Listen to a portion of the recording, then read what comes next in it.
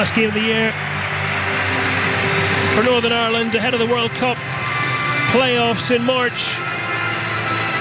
And with plenty of changes made, 6 in total by Michael O'Neill to the starting lineup from the side that lost in Slovakia. An opportunity for a few players to give the manager something to think about.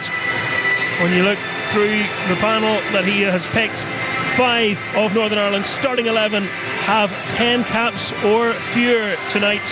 That gives you an idea what we're talking about.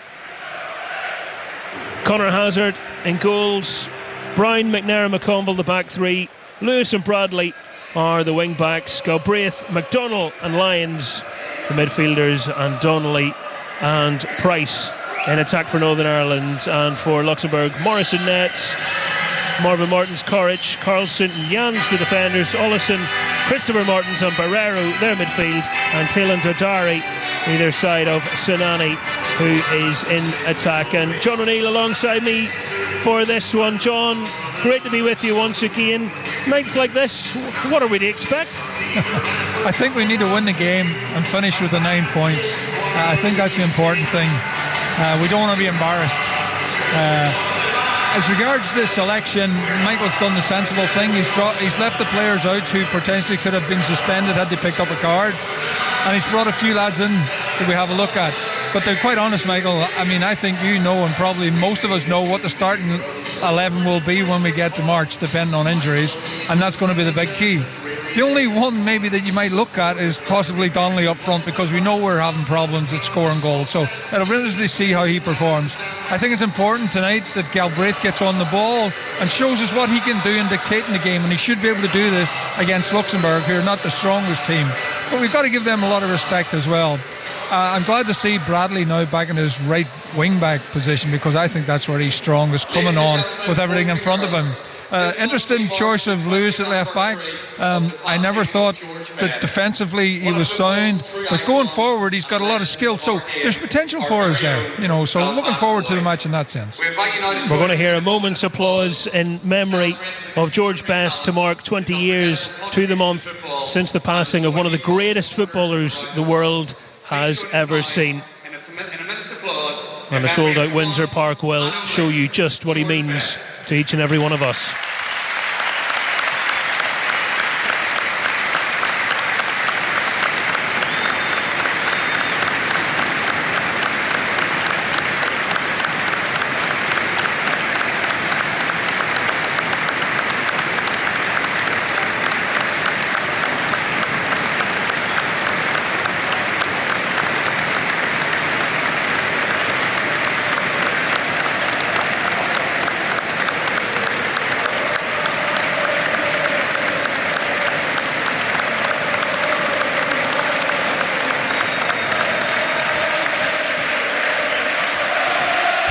Myself and Jim were just talking there when we were showing some clips on the screen, Michael. I love to play it against him. I played with him. I played against him twice. He made a comeback with Hibs, and we played 2 friendly games against him, and he was still at a different class then.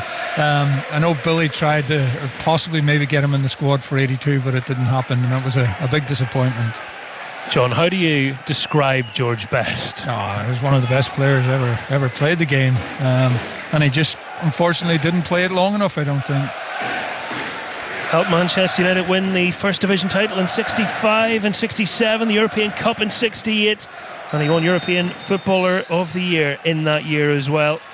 He also won 37 caps, scoring 9 times for Northern Ireland's George Best. Remember, before the game, which is now underway here in Belfast, Northern Ireland in the all green tops and shorts with the white socks, and Luxembourg in the white jerseys, white shorts and black socks, and they have a little bit of a slip over on the far side. There's a run-off there in case you haven't noticed.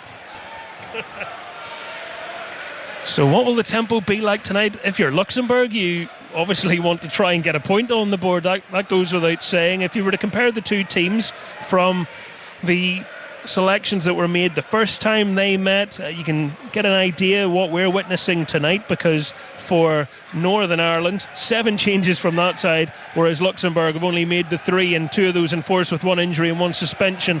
They're in attack at the moment. Dodari, left side of the box, playing it into the centre, and McConville able to win the ball back for Northern Ireland, and the ball now with Conor Bradley with the captain's armband on. He makes a customary run down the touchline, but it was 2 against 1 and he's lost the ball, John O'Neill. Yeah, I mean, Luxembourg must think with the changes that we've made for tonight for different reasons. They might have a go and see if they can get one of the very few wins that they would have competitively. But you've got to give all opposition respect, and you've got to make sure that we don't give them anything in the game. We don't give them any encouragement at all. And I think overall we're a better side than those, but we've got to apply ourselves right. The ball with Lauren Jans, who plays for Beveren in Belgium. He is their skipper and most capped player tonight, his 120th appearance for his country. It's a lot of caps. Ever present and evergreen at 33 years of age. He's back on the ball again, and he rolls a right-footed pass all the way back 20 yards or so to his goalkeeper. Yeah, if my memory serves me right, they tried to play a lot out from the back and gave us chances, so they seem to be maybe trying a little bit longer approach from early on. Well, they've lost the ball. It was their skipper who's been dispossessed by the returning Ethan Galbraith. It took a little while on the ball, but Northern Ireland keep possession. Galbraith just challenged there, couldn't quite get on the end of the pass by Donnelly, but the throw in fact, has gone Luxembourg's way. It must have taken a little knock off of him. Yeah, Galbraith just delayed a little bit too long there, and his pass wasn't very good to Donnelly, and eventually it's just gone off him for a throw in. Ethan Galbraith, who made his international debut as a late substitute here against Luxembourg in September 2019 as a sprightly 18-year-old. But it's definitely been in the last year that we've seen the best of him. Northern Ireland getting a throw in towards the halfway line on the far side of the pitch. They threw the ball backwards to the left where they're defending, and they're able to move it along the back line. Just seeing a shot in our monitor of Dan Hewitt, who's the assistant coach of Luxembourg, but he's the main man for them tonight because Jeff Strasser suspended. One too many words with match officials over the campaign. Not just players at risk of being suspended. And whilst we're thinking about playoffs in March, so will Luxembourg be, but for a different reason. Promotion, relegation in the Nations League, same dates as well. As Northern Ireland high up the pitch over on the far side, win a throw in, which Jamal Lewis will take. Ball screened by Price, who tries to dance through 2 players. He just about managed to do that, but the ball has ended up back with the visitors. That's very scrappy. Well, they've given it away again. Price, he started that through the legs of the defender, tried to get the cross in just inside the area. The covering challenge made by Korach. Northern Ireland have a corner. Yeah, they've done exactly the same as I said before that they did in the first 2 games. The first game, they're trying to play out from the back when it's far too tight, and they're giving the ball away in poor situations, and Price couldn't get his cross into the box there. Well, for all the talk about being a dead rubber, the Cop are still giving it their best. They want to make it a Monday night that they will enjoy. No fear of them being a quiet bunch. Northern Ireland have the ball on their left wing. It's a great delivery, and it's headed down really invitingly by Paddy McNair and had to be turned behind for a corner kick. Otherwise, it would have been a chance from 6 or 7 yards. Yeah, it's a great ball from the back post. To be honest, I think McNair basically should head that a little bit higher across the 6-yard box. He hasn't given any of the green shirts in there, and particularly Brown coming on the end of it. If he gives that a little bit more height, I think Brown's got a chance. Just from inside the 6-yard box, so Brown, had he not have been challenged, would have had a clear sight and goal. Corner delivered in. Not sure whose head that's come off, but it's looked straight into the air. Bradley brings it down in his chest, tries to get the shot away, and it's behind. That would have been a difficult one to get over. Yeah, he didn't have a lot of room at the edge of the box. It's been looked up in the air, a couple of headers, and he takes it on the chest, and he's tried to get a room for a shot. He doesn't have the time. He might have been better maybe just putting his head on that and gently easing it back into the between the penalty spot and the 6-yard box. Not afraid to take a pop there, Bradley. Last international goal, of course, was against Luxembourg away last November in the Nations League. McConville holding his ground, and the ball goes back to Conor Hazard. It's rolled behind him to his left, He needed to get rid of that. That was a little nervy moment. Yeah, he's a little bit too casual there. You know, he's took his eye off it. I don't know whether he's blaming the pitch or whatnot, but I mean, he's got to be a lot sharper than that. Got this opportunity to come back into the team. Last time he played was that friendly against Denmark. He had to come off at half-time with an injury. Since then, Pierce Charles took over. Then he was injured, and Peacock Farrell's had a go and played all the games up to now. And Northern Ireland fans still think that is a position, John, as well, that you could have a debate around. Maybe when Pierce Charles is back from injury, I don't know, is he still the first pick in your eyes? I would think so. I mean, I think we've lost, you know, probably 4 players from the most important match of Northern Ireland's sort of calendar these recent years, and I think he'll be one, providing he's fit, maybe hopefully get a few games behind him. I think he'll be first choice. Well, it's Hazard with the free kick that he sends forward. Heavy touch from Conor Bradley. Dodari trying to chase it down this near touchline, but McConville able to get it back to his keeper, and forward it goes. Donnelly out-muscled on the halfway line. Scrappy at the moment, but it's turned all the way back by Brad Lyons and sent forward. Nothing pretty about that, but fairly effective. It is scrappy. I mean, we've got players, you know, getting in each other's way in the middle of the park there. Hazard's getting maybe more touches than he might have imagined from players passing back to him, and it's then the long ball every time, and it's not sticking. No, nobody can get a foot on the ball, slow things down and get a few passes. Both teams are kicking it long, and it's just basically going back and forth between us at the minute. Coming up to 8 minutes at Windsor Park. It is scoreless in this final game in Group A. Northern Ireland 0, Luxembourg 0.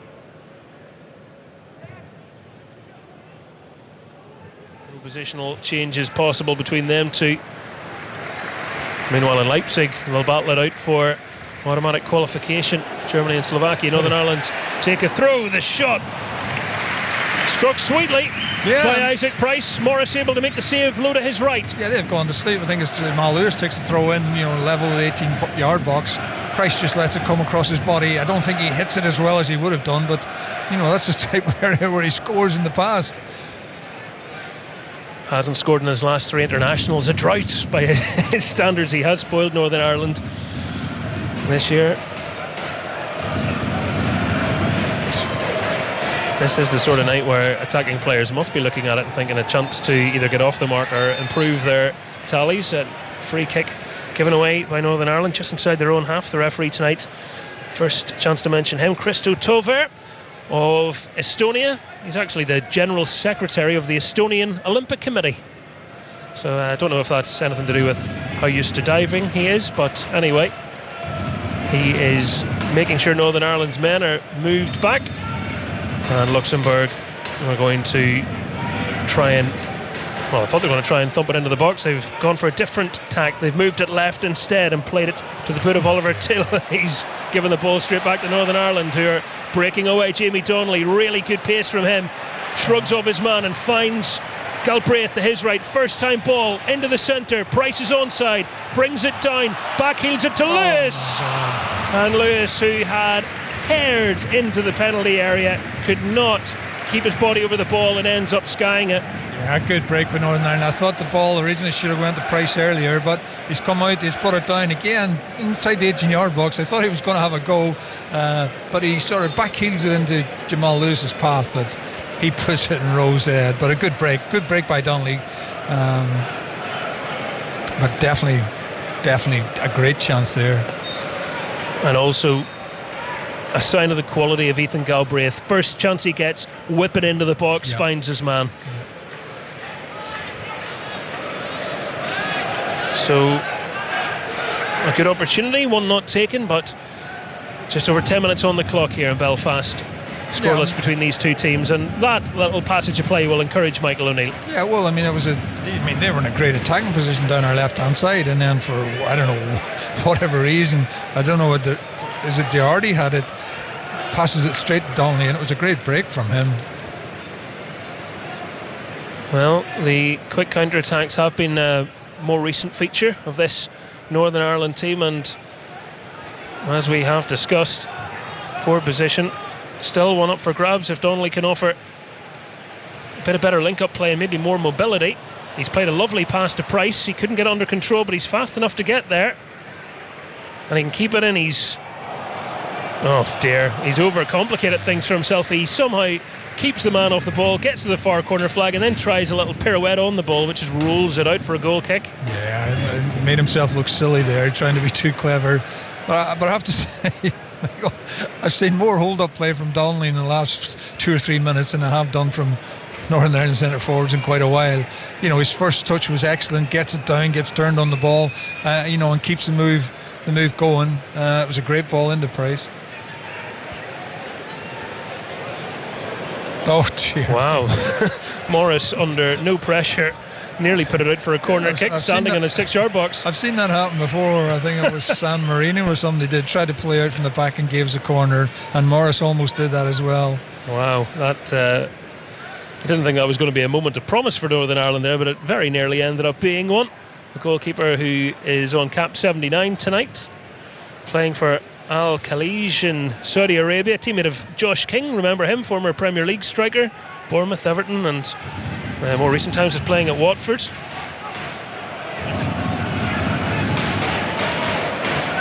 Jans has it, left back position for Luxembourg, moves it to Dodari. He's got himself back on the ball, having momentarily lost it. Luxembourg being squeezed back, and it's on the left foot of the goalkeeper, who didn't look too comfortable. Well, you can hear the crowd reaction to that. It wasn't the best of balls, I have to say. No, he won't be thanking any of his teammates for that. Galbraith stretching a bit to reach the ball. Luxembourg were asking about a high foot, wasn't given. Northern Ireland asking for a foul that wasn't given on Lyons. Now, Lyons has got to be stronger. It probably wasn't maybe a foul, but he's got to be much stronger. That looked like a foul as well, and he's let that go. Yes, Brad Lyons in the typical "I think he kicked me, so let me get him" approach, but the referees waved that one away, and it's a throw in to Luxembourg. Their assistant coach was out remonstrating. Also manages their under-21s. Dan Hewitt. Bradley lost the ball there. It was literally right above him.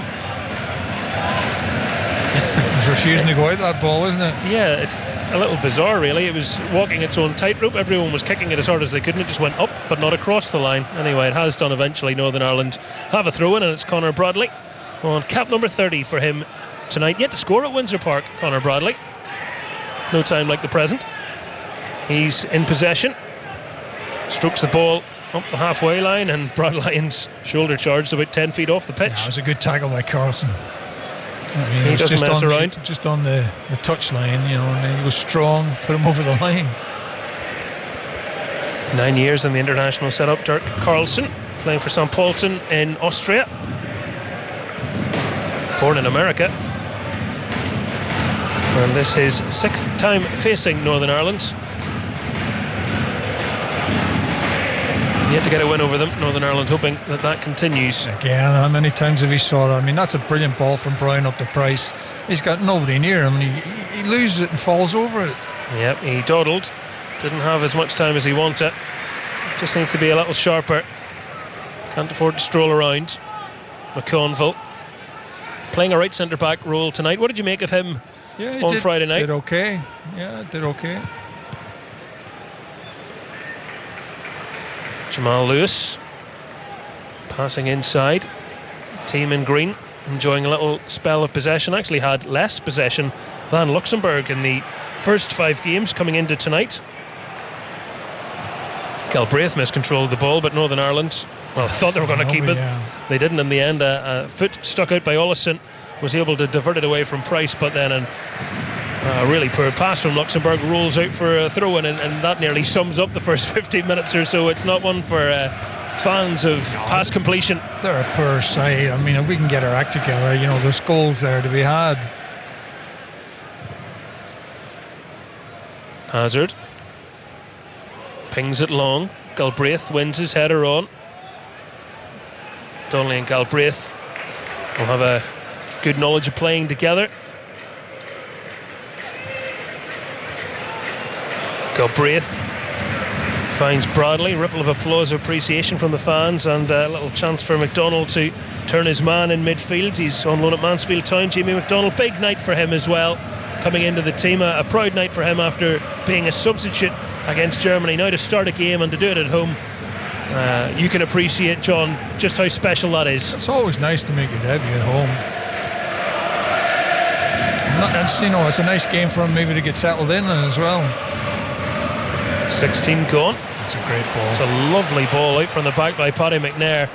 Finds Galbraith, first time pass into the centre, and Jamie Donnelly scores his first international goal, and it was really well taken. The ball from the back from McNair was exquisite, but the offside flag is up, and VAR will take a look, and it will be chalked off. So no first international goal for Donnelly. Unfortunate that Galbraith didn't make that yard or two back to get onside. Brilliant ball from McNair, and Galbraith's first touch was good. Hits it right across first time.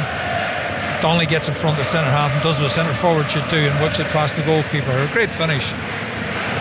But it was definitely. I think he was at least 2 yards offside. It wasn't a hard decision for the assistant referee. I don't think he really needed VAR for that one. Yeah, he didn't keep his line there, Galbraith. And right in front of the assistant official.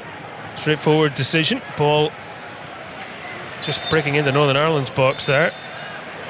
And Luxembourg's turned to be offside. He's let that go a long way for an offside, isn't he? It's come out here to Bradley, and Bradley's tackling has been tackled by Jans, and then he blows the whistle. I just don't understand it. It wasn't even a goal scoring opportunity, it was just offside. Yeah, it's a fair point you make. A couple of instances now where we've seen the ball arriving to Galbraith on the right hand side, and the quality of delivery. The first time into Price was an aerial ball. This time he was pulling it back across the ground. He could do better. He should really keep himself onside, but Galbraith already making a good return. It was a finish from Donnelly impressed you most. He gets in front of the centre half. He turns on it and finds the far corner. Well, let's give him a little taste for it. Let's hope he can go and build on that now. 18 minutes played, still scoreless, with that Jamie Donnelly goal chalked off. How's your first touch, Michael O'Neill, as the ball arrives then? Cushions the pass inside. It's strange, really.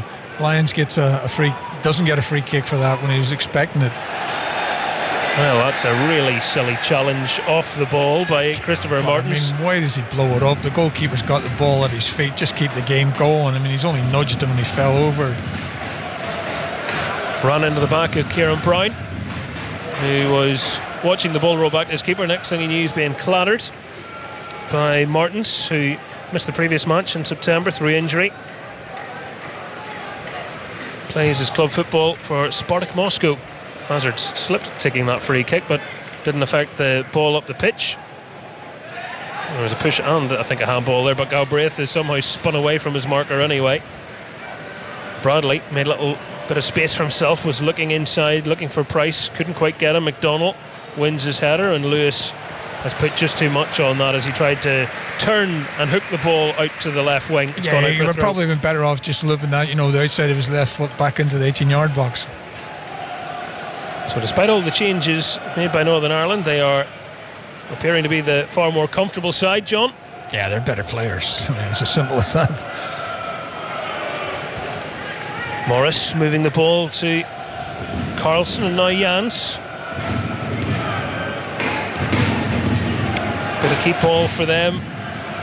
They're not even able to get out of their own 18-yard box at the moment. No, I think they're better off playing it long, because Sinani, up front, and I think Brero, they've got a bit of pace about them, and I would say that's probably where they're going to get their most joy from.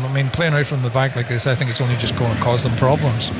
Only one goal in these qualifiers for them, and that was against Northern Ireland. They're trying to find a way through here with a run from Tadari.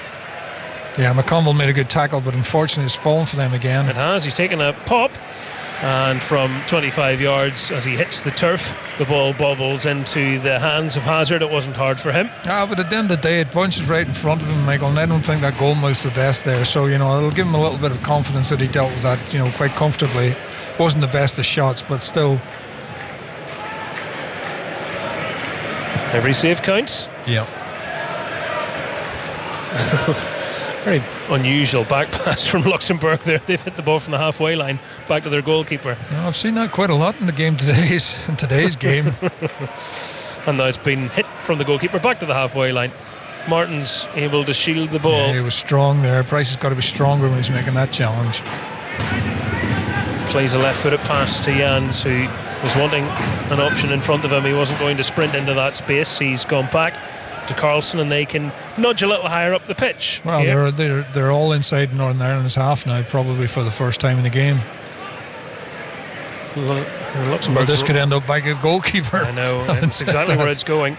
Their last away goal from open play was 2 years ago. See, that's the ball they're looking for over the top all the time, and I think it's probably their best chance of getting around the back of us. And Northern Ireland look most dangerous when Luxembourg attack, don't they? Because then there's a little bit of room in behind. Galbraith on the right hand side moves the short pass back to Bradley, wants the give and go, runs past his man, but it doesn't come back to him. Instead it's with Ethan Galbraith, and it's patient from Northern Ireland. Yeah, it's patient, but we're back at the halfway line again. I don't know what we're looking for when we get down there, Michael. Why don't we put the ball into the box? We're looking to score the perfect goal. It's very difficult to do that. As I say, I'm not sure what they're looking for when they get there. What are they not seeing, or what are they seeing that prevents them from putting the ball in? Well, Luxembourg thought they could have had a free kick there. Yeah, possibly right as well. Sinani flicked it on. Martin took a little knock, but nothing doing in the eyes of the Estonian official. Paddy McNair with the ball under his right boot, just tempting someone to come and tackle him.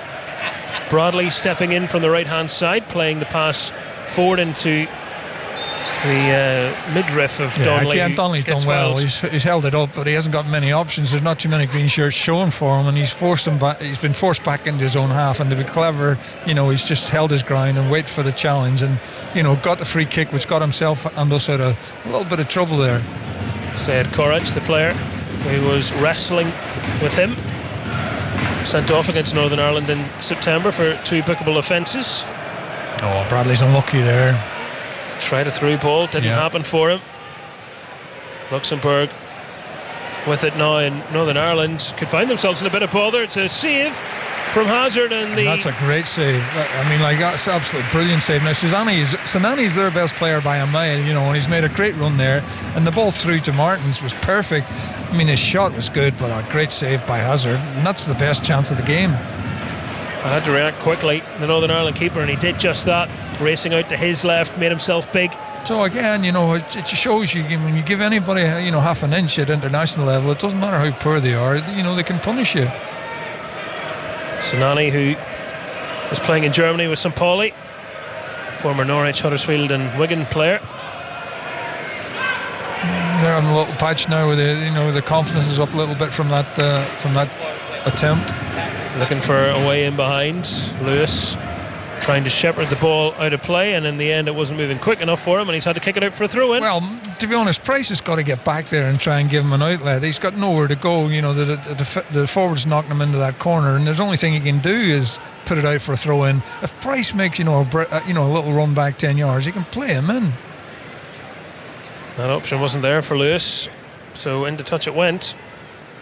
Throw-in from Marvin Martins. Northern Ireland, that's great, back headed away, and Galbraith able to spin his man, and Bradley has it now, and he's galloping. There's space in front of him. He's moving inside. He plays the pass, looking for Donnelly, and it just had a little too much on it. Couldn't find the run of Donnelly. I don't think the pitch is brilliant, and it's, as Bradley's making his run, it's bobbling, bumping all over the place. He's tried to play him in, just a little bit too much on it, Otherwise, Donnelly's clean through on goal at the penalty spot. 25 minutes gone. Northern Ireland on the attack with a corner on this near side. And Donnelly, who has had a goal disallowed and was looking to get through on goal there, is the man to take it. I can never understand why your centre forward takes a corner kick. I just don't get it. Well, here he goes, left footed. Tell you what, it's a brilliant delivery. Had anyone been attacking that, dropped right in the middle of the 6-yard box. And Luxembourg pumped it forwards, where Lewis will have all the time in the world to do what he likes with this.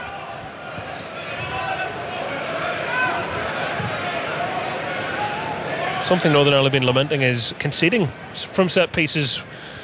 Historically, under Michael O'Neill, so good at scoring from them. Undone a couple of times, and everybody thinking what could have been after Friday night and the mistake in stoppage time.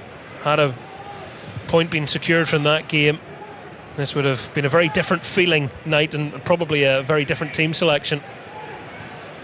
Yeah, when you had that chance of possibly finishing second in the group, everything changes. Oh, diagonal ball finding Christopher Martins. He's been put under a bit of pressure. He's gone back to Sinani. He's missed the ball. Ollison's hit it brilliantly, and he's not far wide. Again, it's just one straight ball up the middle of the park. When Conville makes a challenge here, I think a clever player might have gone down. He stood up. Martin stood up, tried to get back on the ball again, but you see it up close. It'd be interesting to see what contact he's made with it. But one guy has a complete air shot, and the other one is not a bad effort, but it was never on target. So they're a threat, Michael. They're a threat. If we give them enough room, they'll cause problems. Well, it seems to be that left side, doesn't it? Well, the best left back, left centre back. It looks like the best players on their park are Martins and Sinani. They're the two main strikers. Northern Ireland fans trying to add the volume a little bit as the fans stand up in every corner of the stadium. Big screen showing a replay again of that chance. That's a great save by Hazard. He has a strong right arm, which keeps it out. Yeah, great bit of goalkeeping for Conor Hazard. He'll hope that he's not too busy tonight, mind you. Their tails are up a little bit at the minute. They fancy themselves now. Luxembourg. It's back with the aforementioned Hazard. McDonald receiving the ball facing his own goal, going to Brown. That's poor. We're trying to play it from the back and we just give it straight to them. Stringing a couple of passes together, but they play one short now. Bradley, lovely little Ronaldo chop inside. He's lucky, Michael. He got away with that. The ball was on to Galbraith. Galbraith's galloping down the inside of him. All he has to do is play him in, and Bradley cuts inside, and he's really hit that a little bit too hard. But fortunately, Barry's taking his legs away. He got away with that. Northern Ireland 0, Luxembourg 0 on 5 Sports Extra, BBC Radio Ulster and BBC Sounds. Bradley, another poor pass there. A little hand of apology up this time. Asked too much of Ethan Galbraith. Yeah, I'd like to see Galbraith in those situations actually being on the touchline. It's very tight when Bradley's trying to pass it past the forward and try and keep it in play. They run out of room very quickly. It's 1 year tomorrow from his first start for Northern Ireland, Ethan Galbraith. That was against Luxembourg. Donnelly. He thought Galbraith was going to make the run inside. He ran outside of him. Didn't come together. Good touch again. Brings it down, but the pass let him down. Galbraith was never going to get on the end of that. Well, they did so well together at Leyton Orient. You can see the two of them. They're actually the most advanced at the moment for Northern Ireland. A little bit of rotation going on the pitch as people pull into different positions. Luxembourg pass from back to midfield. Ollison goes to the right centre back, and Korach, that's a little brave, step over, turn back to the keeper. Morris lashes it as far away from himself as he can possibly manage, and Bradley, I thought the last touch was off Conor Bradley, was it not? Yeah, it was. I don't think they knew. The referee or the assistant didn't know what that was. McConville made a bad mistake there. Didn't control the ball, out of position. Dodari looks to the right, and they have sent that flying miles over. And Till, who was stretching for it, wanted the first time volley, wanted the Hollywood moment, and ended up at the end of the day. I think Dodari's picked the wrong man there. And he's never going to get that on target team. Well, you just wonder, is that one you take one touch on your right foot and you get inside and you have a go? But I thought he had plenty of time to take one touch, just steady himself. Instead, he tried to meet it on the half volley, and well, it was miles over. Half an hour gone. Michael O'Neill sitting in his dugout. Again, they don't know. Look, they're looking at one another. They don't know. who the throw-in's for. The assistant official leaving it to the referee a little bit there, and you've got the assistant managers of both teams at that point standing, having a chat and trying to influence the referee. Price, right-footed, made the turn, found Bradley. Bit of a heavy touch, couldn't get it under control. Still there. Lions has it. Northern Ireland fans asking for a shot. That was a little speculative. Lions too cute for that. Goes to Galbraith. Somebody's got to make an angle for him here. He's done well. Galbraith's done well because again he's not under pressure there. But again, there's no green shirt making an angle for him and making it easy for him. He'll be a little frustrated with that. Ball forward from Hazard. Donnelly wasn't able to get the flick on. Barriero's turned the ball over. McNair has an opposing player in Sinani behind him, but he is aware of that. He got the call, got into space, got the pass out to Lewis. So Northern Ireland back on the ball.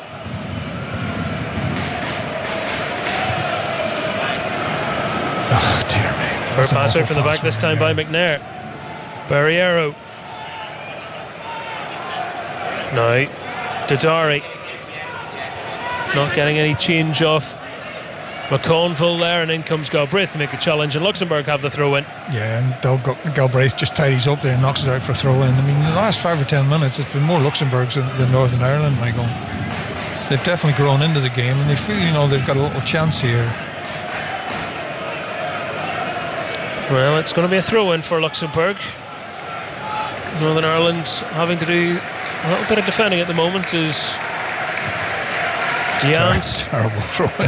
Throws the ball to Northern Ireland, but it's out for another throw. He'll have another go at that. I mean, if this is a long throw, it's nowhere near the 6-yard box, and he just threw it straight to McConville. I think he's headed it straight back out. Yeah, he's gone for a short throw this time. That's probably a good idea. A little back heel there from Dodari, and Jans pulls the pass inside to the edge of the 18-yard box. Dodari, right foot, it goes into the box, and McConville kicks fairly wildly at it across the field and out. They're definitely growing in confidence. A nice little passage play down there, and unfortunately for us, when the ball comes into the box, they don't have the quality to convert at the minute. But they're definitely having a much better time of it than we are at the minute. We can't get the ball. Yeah, in case you're joining us later, Northern Ireland team full of changes tonight. Nobody on yellow cards. Rest from the start. 2 players on the bench in McGuinness and Devaney. You've certainly quietened the crowd. The crowd can't get into it at the minute because the same is all possession, and most of the game at this minute in time has been played in the final third of Northern Ireland. Throwing on the far side now to that's a better throw, the visitors. But still, there's nobody attacking it. Headed away by McDonald both times. Price, he's hooked that one up into the night sky. Donnelly's going for it. Got ahead to it, ahead of Jans, and Galbraith stoops, meets it, and he's played a really good crossfield ball to Lewis. And I thought Lewis could have attacked that. He seemed to step away from it. I'm not sure. I think that's the look of a player who's not fully fit. You're right, Michael. He should have come straight onto it and been away down that left-hand side. Playing with more sharpness, and we have to be mindful of the fact he's played 1 game for Preston and he's had a long time out. That's what I was just saying. He's got the look of a player. That's his form. We just can't get anything going, just can't get the ball in the middle of the park. We can't string 2 passes together. We can't bring Donnelly into the game again as we did early on in the first 10 or 15 minutes. And it's all Luxembourg, and it's strange. Luxembourg, having most of the play here at home. Yeah, Northern Ireland with the ball in the net earlier, but that was ruled out for an offside against the player who set up the goal in Galbraith as Luxembourg run out of play. I don't know what they're calling for. He's run the ball out of play. Unless I've missed something here, he looked as if he'd just run the ball straight out of play. Well, the Northern Ireland fans are booing because they wanted to see a player booked, but it was all a little theatrical. I don't really understand what the fuss was about. Nothing. He sprinted across the pitch for the referee there to stop anybody talking to his assistant. It was a bit like leave my mate alone, but I don't think that anything was that vociferous or troublesome. Anyway, play resumes. The ball is out again for another throw in. Yeah, it's the Luxembourg. They're running the game at the minute. Luxembourg, who have only ever won 3 World Cup qualifying matches away from home in their history. The most recent one 4 years ago against the Republic of Ireland by 1-0. See, again, I think this points to the fact that when we don't have Shea Charles in the game, we don't have anybody that can run the game in the middle of the park. That's what it's crying out for. McNair got a clear shove in the back as Barriero tries to help the ball on, and the referee is right up to Barriero. Did he blow? I don't hear. Did he blow? He did. Did he blow? I mean, it's a foul, referee. It's a foul. You give a free kick and get on with it. I mean, it's nothing. Yeah, he went right up to his face, and then he sort of wagged his finger a little bit, and then he walked away. Dramatic for what? Just a free kick? Well, no cards shown tonight, but finger pointing from our match official. Now a free kick to Luxembourg as Christopher Martins, who's felt contact there. In fairness, he has run into Kieran Brown, and I wouldn't fancy doing that myself. Well, at the end of the day, he run into Brown, I think, or he fell into Brown. Yeah, it wasn't a foul, but at the same time, he's a big, strong boy. We just can't get in the game. We can get nothing going. Throw into Northern Ireland now that Christopher Martins has got back to his feet. Lewis with the throw. Luxembourg player actually missed the ball there. Their header should have fallen to two Northern Ireland players, but both left it for each other. So it is the visitors in possession. Sinani is a handful there. He is giving McNair quite a handful there. Yeah, it was all pull on lines as well as he tried to break away, but the ball's with Galbraith, and he's showing really good pace here coming forwards. Bradley. It's a tough ball for Bradley. Bradley makes that run. It's a tough ball for Galbraith to try and feed that through. I would much rather he comes wide and gets that. I have to agree with you there. He was asking for a really difficult pass. I think our lads are getting a little bit frustrated now as well that there's nothing going for them at the minute. Northern Ireland had a free kick awarded there. They've just taken it quickly. Looking for Galbraith. Headed challenge against him, took the ball away from him. And Jans goes back to Anthony Morris again. Yeah. Passing's poor. Our passing's poor right from the back. We keep giving them away as a foul. That's a push. I mean, how you didn't see that, I don't know. Daniel Sinani, the dark arts, something nudging the back of the defender to get him out of the road. Didari trying to pull it back, and it was Didari that scored the equaliser against Northern Ireland in Luxembourg back in September. The fact that when they get around the 18-yard box, they're not as clever as they are when they're making their approach, and I think that's letting us off the hook a little bit at the minute. A better side with this amount of possession against us would be causing us much more problems. You can hear some of the groans from the Northern Ireland fans, which tells you they're getting a little bit irked by the recent passage of play. Ball played forwards, looking for Lyons. Curled a really good ball into the penalty area. Yeah, it's not, he's hit it on, first time, but nobody's reacted. The defender's the only one who reacted. Donnelly should be looking for that and trying to get across that near post. The former Coleraine midfielder. We were talking about that just before the game, Michael. Most of our forwards, they react after the event instead of taking a chance. Galbraith, right side of the box, cross into the centre, headed away initially by Martins. He's back trying to defend again. Kieran Brown's gone down, and a shot from Isaac Price whistles over the top of the crossbar. Yeah, it was a good effort. I'm not sure what does he give. I don't know what he's doing here. The referee, he's having a word with the goalkeeper. But it's come down to Price, and anytime he gets a sniff at the goal, he'll have a go, and it's just dipped over the bar. Wasn't far away. Well, Luxembourg were asking for a free kick, but I don't think they've been given one. I think it's just a goal kick. Goalkeeper's doing keepy-uppies at the moment. Well, there's a potential penalty check. Check for what?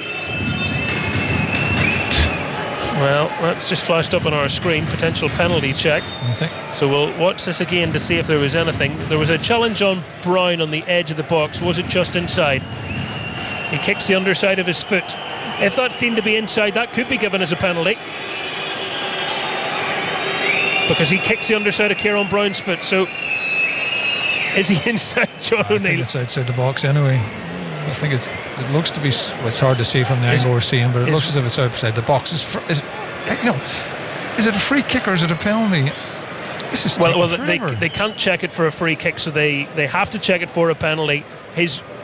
Part of his body's in the box, part of his body's outside the box, and the ball, to me, was right on the edge. So I think he's going to go over the screen here, is he? What's he doing? The referee's walking about. We're waiting for a decision to be made. He is going to check the screen, and this is going to be a penalty. It's the exact same as the Republic of Ireland's goal last night. He's kicked the bottom of his foot, and if it's inside the box, it has to be a penalty. Yeah. And if he's sending him over to check it, it has to be a penalty. So the referee, Christo Tover of Estonia, is having a look. Martins, in attempting to clear the ball, volleys the underside of Kieran Brown, and in that slow motion, John, there you can see it is inside the box. Yeah, it is. And that is going to be a penalty. It hasn't been given just yet, but he's had a look, he's nodded at the screen. Penalty. And here we go. It is a penalty to Northern Ireland.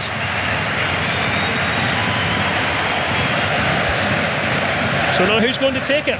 Will it be Donnelly, who's already had the ball in the net? I don't know. Does Galbraith take penalties? He's got the ball in his hand at the moment, but we know that doesn't necessarily anything in international football. That can be a tactic. I'm sure Price would want to get his hand on the ball. Well, I'll tell you what, Brad Lyons is over there sort of having a conversation. He's standing closest to the spot. I'm not exactly, just watching it again, I'm not exactly sure how much contact there was made there, but Brown definitely made the most of it. Well, Morris is shouting at the referee and pointing at the referee, and now he's been booked by the referee, the goalkeeper. And Morris, just to remind ourselves, saved a penalty. Get booked here. He saved a penalty from Isaac Price. The last time the two teams met, now Reid scored the rebound, but is it going to be the assistant manager who's the manager for the night? Yes. So Dan Hewitt also in a yellow card now, and that's because his actual manager, Jeff Strasser, is suspended. So they're getting hot under the collar, Luxembourg. I don't understand how you get hot under the collar after the event. Like, there's nothing the referee's going to do to change his mind.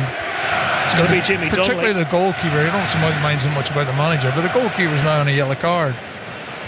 So Donnelly puts the ball down. Well, he looked pretty confident, didn't he? Grabbed the ball right away and he says, I'm the one who's going to take it.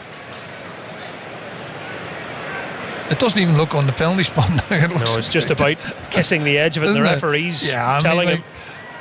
I don't think he's going to get away with that.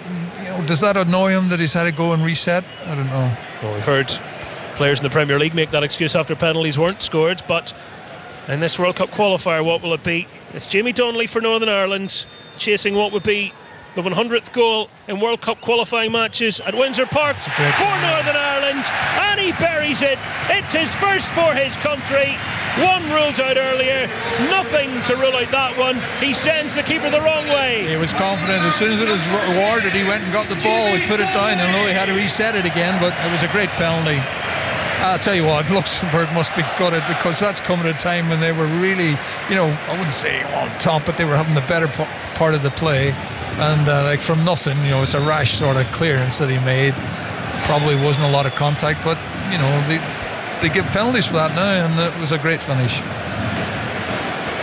Hopefully, Michael, that'll settle us down a little bit, get us passing the ball better. Better quality of passing. Better pace on the ball, and there's goals to be had because they are poor at the back. They're not bad up front, they're poor at the back. So Northern Ireland 1, Luxembourg 0. And a new scorer for Northern Ireland in Jamie Donnelly. And I'll tell you what, the first 45 minutes, he's done well coming in there. He's staked a claim, I think.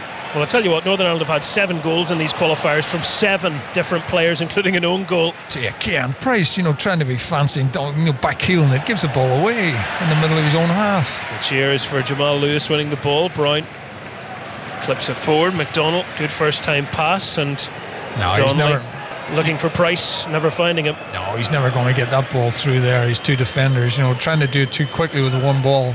The fourth official has indicated there will be a minimum of 2 minutes of additional time at the end of this first half, as signalled by the fourth official, which we have entered.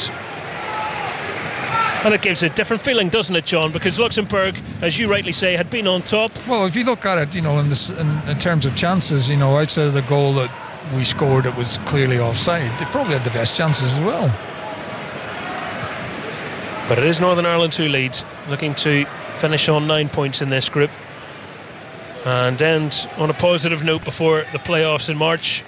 The draw for that on Thursday. We'll all wait to see which Pot 1 team Northern Ireland will be travelling to.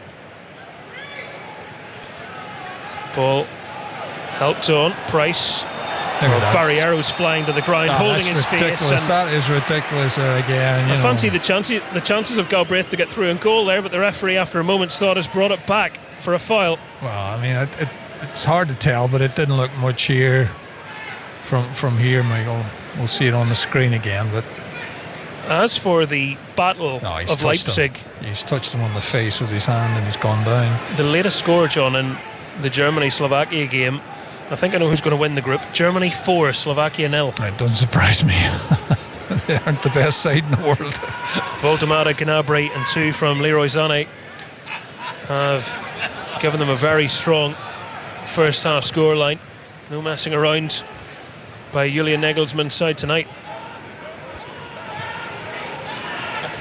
Sweet revenge for that defeat that was inflicted on them by Slovakia. I mean, that really threw the group wide open. And also, you could argue that's what did for Northern Ireland as much as anything else. Luxembourg. Yeah, again, it's good play until they get to the edge of the 18-yard box, and then is it Olsen, trying to pass, a nice cushion pass in. Just there's nobody there, and he puts too much pace on the ball. Well, 2 minutes of additional time are up. The half-time whistle sounds, and it's Northern Ireland 1, Luxembourg 0. Before we head back to our panel, the half-time thoughts from you, John O'Neill. I think we're lucky to be going in 1-0 up. I think they could have, maybe they definitely had one very good chance when Hazard pulled off that great save. And there's a few times around the box that gave us little scares. But we got the penalty. Donnelly converted it. He scored the goal earlier, which was offside. But having said that, it was a very cool finish from him. So that's the good points. I would like to see us get on the ball more. I've got to make a better passing. Get ourselves, and more compact as we're moving up the field. We should beat them, and I would hope that when we come out in the second half, we'll have a few things sorted out, and we'll go on and win the game. But they're still there until we get another goal. Northern Ireland a goal to the good, and it was the penalty of Jamie Donnelly that has done it. The half-time score is Northern Ireland 1, Luxembourg 0. So 1-0 to Northern Ireland at half-time.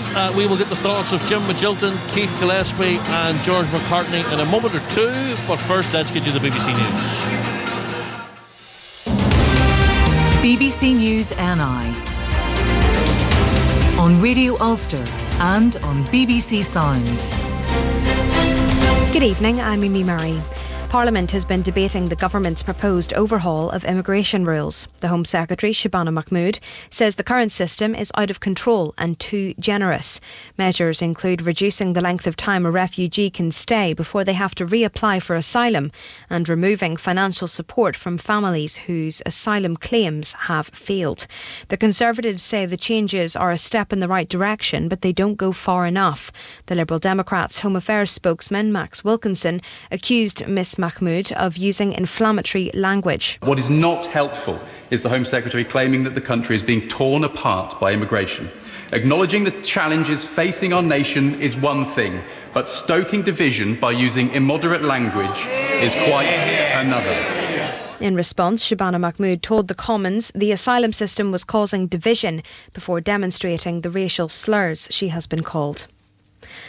A formal criminal investigation has been launched into the Presbyterian Church in Ireland after concerns were raised about safeguarding issues. Last week, the church's moderator, the Reverend Trevor Gribben, resigned over serious and significant failings in safeguarding within the church between 2009 and 2022. The Police Service of Northern Ireland says a dedicated team of officers has been put in place to make sure any perpetrators are held to account. The Assistant Chief Constable Davy Beck appealed to anyone who may have been affected to come forward. If I can speak directly to victims, I recognise that this may be difficult and you may not be ready. That is okay. We want to hear from you. You will be treated with sensitivity, with respect and with professionalism. 2 people have been taken to hospital after a crash in Armagh. The 2-vehicle collision on the Monaghan Road in Middletown was reported just after 8 o'clock this morning. One person was taken by ambulance to Craigavon Area Hospital while another was airlifted to the Royal Victoria Hospital. The road has reopened. The Bangladeshi government has made a renewed call for India to extradite the former Prime Minister Sheikh Hasina, who has been sentenced to death for crimes against humanity. She was found guilty this morning by a court in the Bangladeshi capital Dhaka for ordering police to kill hundreds of protesters during an uprising which forced her from power last year. The 78-year-old remains in exile in India and has dismissed her death sentence as politically motivated. The Taoiseach has warned that proposed legacy legislation must remain true to what was agreed between both the British and Irish governments. The ministers met in Dublin today for the first time since the countries agreed new plans on legacy, which were introduced in Parliament last month. The Taoiseach Simon Harris made it clear this proposed legislation is for the families of victims. What we have here is two governments acting in good faith and working together to finally put in place a process in both jurisdictions that will provide truth, accountability and, where possible, justice for victims and for families who have lost loved ones. We've got to grasp this window of opportunity. We must always remind ourselves why we are doing this. We're doing this for the families, we're doing this for the victims, we're doing this for the survivors who so desperately are seeking information that we must try and give them. And there's really good work ongoing by both governments. Barra Best has the weather. Dry for many this evening and cold. Overnight tonight, northwesterly winds will bring in patchy outbreaks of rain, and temperatures tonight will fall into the low to mid single figures. A cold start tomorrow, cloudy as well for many with a few spots of rain. As the day gets going, sunny spells and scattered showers, a few could be heavy, with temperatures of 7 or 8 degrees, but feeling cooler with a northwesterly wind. BBC News. On BBC iPlayer. You don't think about farming, you're just thinking, am I going to live or die? A brand new series follows the emergency services. Your life is in their hands. From 10 Mile I could see the pall of smoke. And dedicated crime units. They're like superheroes coming. Revealing rural life as you've never seen it before. We will capture footage of them and send it straight to the police. My heart started racing. I'm Steph McGovern and this is Farm 999. Watch on BBC iPlayer.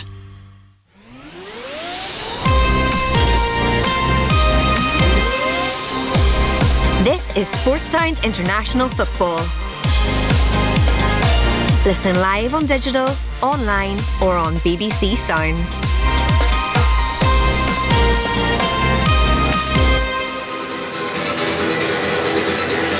Well, welcome back to Windsor Park. I think we're back on air. It's that PA system again. One of these days, Jim Magilton will land here with a set of wire cutters, and I'll hold the ladder for him, and he can cut the wires to all of those speakers. It'll make our lives so much more enjoyable. It's 1-0 to Northern Ireland at half-time here against Luxembourg. In the game at the top of the group, deciding who's going to the World Cup and who's going to the playoffs, half-time score, Germany 4, Slovakia 0. So Germany will be heading to the World Cup and Slovakia will be heading to the playoffs. Jim Magilton, Keith Gillespie and George McCartney sitting alongside me. Jim, what did you make of that first half? It's a bit like that new restaurant opened on the moon. Food's not great and there's no atmosphere. Okay. Have you been? Have you? Well, I just think that Northern Ireland haven't really got started. It's pretty disjointed. Jimmy Donnelly's been lively. Deserves the goal, although the VAR decision, it takes an eternity to get there. I suppose it's the right decision, but I think it's not one of them where you realise or recognise when it happens. So to emphasise your point, Michael O'Neill at one point thought the goalkeeper was time wasting. He hadn't even realised that there was a VAR check for a penalty. I know. So it was one of those. What are they looking at? What are they checking? But you think they got to the right conclusion? He's kicked the back of his leg. I'm not sure it's a penalty. Like, it's a really harsh one. If that's given against you, you're pretty upset about it. On a Saturday afternoon. We get them quite often, thanks. Keith, Jimmy Donnelly took the ball, no doubt in his mind. He wanted it. It's a good penalty, isn't it?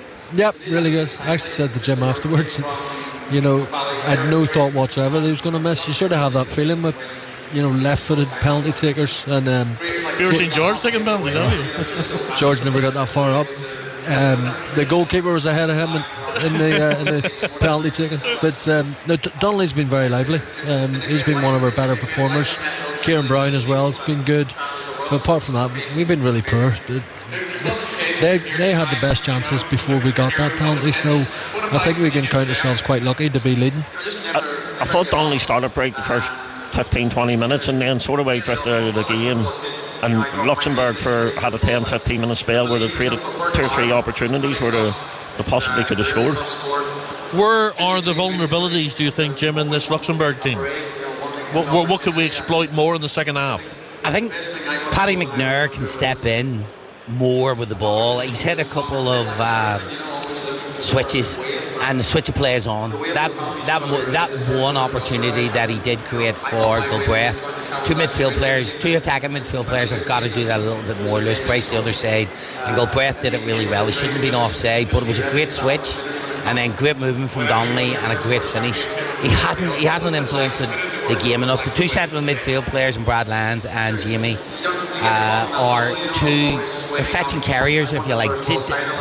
He can get I think they can get forward more, which then vacates that space and then allows Paddy to step into the game.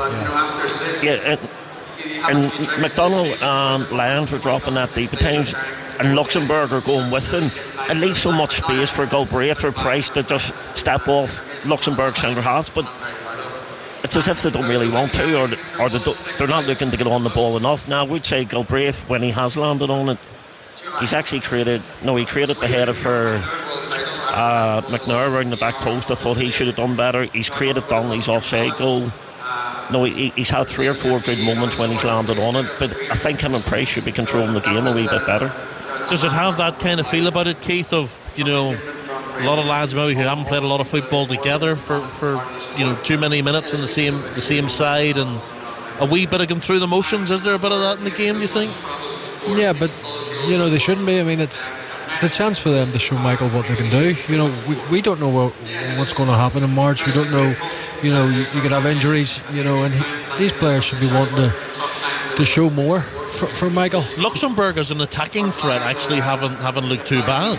No, they've surprised me a little bit. The save that Conor Hazard made, really good save by the way, but it would have been a really, really well worked goal. And then the lad who hit the one from just outside the box was very, very close to getting in. So, was that the Olsen one after the great dummy from, I think it was Till, completely miskicked the ball? But I do think there's been a lack of control. There hasn't been any fluency in the game really. Northern Ireland haven't dominated the ball to an extent where you would expect them to. So that doesn't allow. Why not? I don't really know. I think Paddy can do more. I think the 2 outside centre halves can do more. I think they can step higher in the game. I think then that pushes your wing backs higher. They create spaces then for your 2 attacking midfield players. Somebody has to land on the ball to pass it to them, and at the minute that's not happening. In terms of what we talked about before the game, George, Donnelly and Price as a pair, does that work? It feels like sort of they're both almost shoehorned into a centre forward position. I actually don't even think Price is playing up alongside Donnelly. It's still more that box midfield, and Donnelly's up there on his own. And even when Donnelly's dropping off at times, Price is still also too deep instead of maybe being the one who stretches Luxembourg's defence. So it's maybe something Michael will look at half time. But though I did say I still think Price can put his mark on the game more. If you look at it as well, George, neither Conor or Jamal have been high enough in the game. No. Like we haven't seen where Conor Bradley's at his most effective is in the opposition half, high up. Jamal too is his great strength, and we haven't seen that because we haven't dominated the ball. And I think with Conor, to be fair, he put in a big shift the other night. I don't know if he's still maybe feeling the effects of it. I think he's been a little bit sloppy on the ball, but like Jim says, we haven't been in control of the game enough to get them tired up. Now, I would say Jamal Lewis, in the first few minutes, after great play from, I think it was a brilliant move, Donnelly and Galbraith, to switch of play, it comes to him, you're thinking, there's a chance here, either a shot or cross goal. No, pick someone out. Yeah, a good opportunity, and he blazes it over the bar. No, it was. He'd probably play on the pitch, but it was a fault of poor quality. I think this shows you how much we miss Shay Charles back, because he's the type of player who can control a game, and we don't have that in there. The two lads playing in, they're quite sort of similar. They won't try anything difficult. They'll win it and just give it. Whereas Shay Charles can get on the ball and he can do everything. Yeah. Drives you up the pitch, he has the energy, the legs, like he did against Germany, whereas Lyons and McDonald are just happy to sit in the deep row. There's still encouragement though, Keith, isn't there, when you look at them defensively? I mean, that should give you plenty of encouragement. Of course, and I was sort of thinking, we weren't playing that well, but I thought if we can get that first goal, it might settle the players down, and we can go and play with a little bit more freedom, 2-0, 3-0. I thought we would win tonight 3-0 quite easily. They've surprised me a little bit, because I didn't expect them to be any threat at all going forward. Do you think we should be pressing them a little bit more higher up the pitch? We're happy to let their 2 or 3 defenders receive the ball, get the first 2 or 3 passes away before we actually engage. Yeah, let's be honest, Luxembourg aren't very good, and we need to be play with greater intensity in the game. Conor Bradley's gone off, Terry Devlin's on, so obviously in the back of Michael's mind it's like red card, worst case scenario, just save them for the playoffs. So they're about to start at the start of the second half. Let's cross over to our commentary team of John O'Neill and Michael Clark. Thank you, Joel. Yes, just the one change at half time. Terry Devlin on for Northern Ireland, and I was chatting to one of the Luxembourg journalists there during the break, and he wasn't very convinced with that penalty decision. He feels they've been hard done by, but isn't that most teams' experience of international football? Yeah, I think we would probably the exact same if it had been the other way around. So Northern Ireland leading by that goal to nil. Jamie Donnelly making the most of his first start, scoring a penalty in Northern Ireland on the attack. Price curling a right-footed ball into the box, headed away by Jans. Lyons, well, he's in between 3 players. He thought he could turn away from them all. Lost the ball. McDonald fighting for it, but the ball just wouldn't break for anybody in green, so it's with those in white now instead. Dodari on the far touchline, skips inside and plays the ball to Barriero, and they can move it back to their defenders and pick up where they left off, John, with a bit of possession. Again, they've started at pace, and this happened the other night as well. When we came out of the second half, I thought we were very sluggish, very slow to get into the game. They have started to, ping the ball around a little bit with pace. The passing's been good. Now, they haven't got anywhere at the minute, but at least, it's given them a little bit of confidence. Christopher Martins, who was really one of the standout players for Luxembourg in the first half. Yeah, Martins and Sanini up front have been good. Lewis winning his header against Till. Luxembourg playing from left to right, and they're advancing up the far side of the pitch.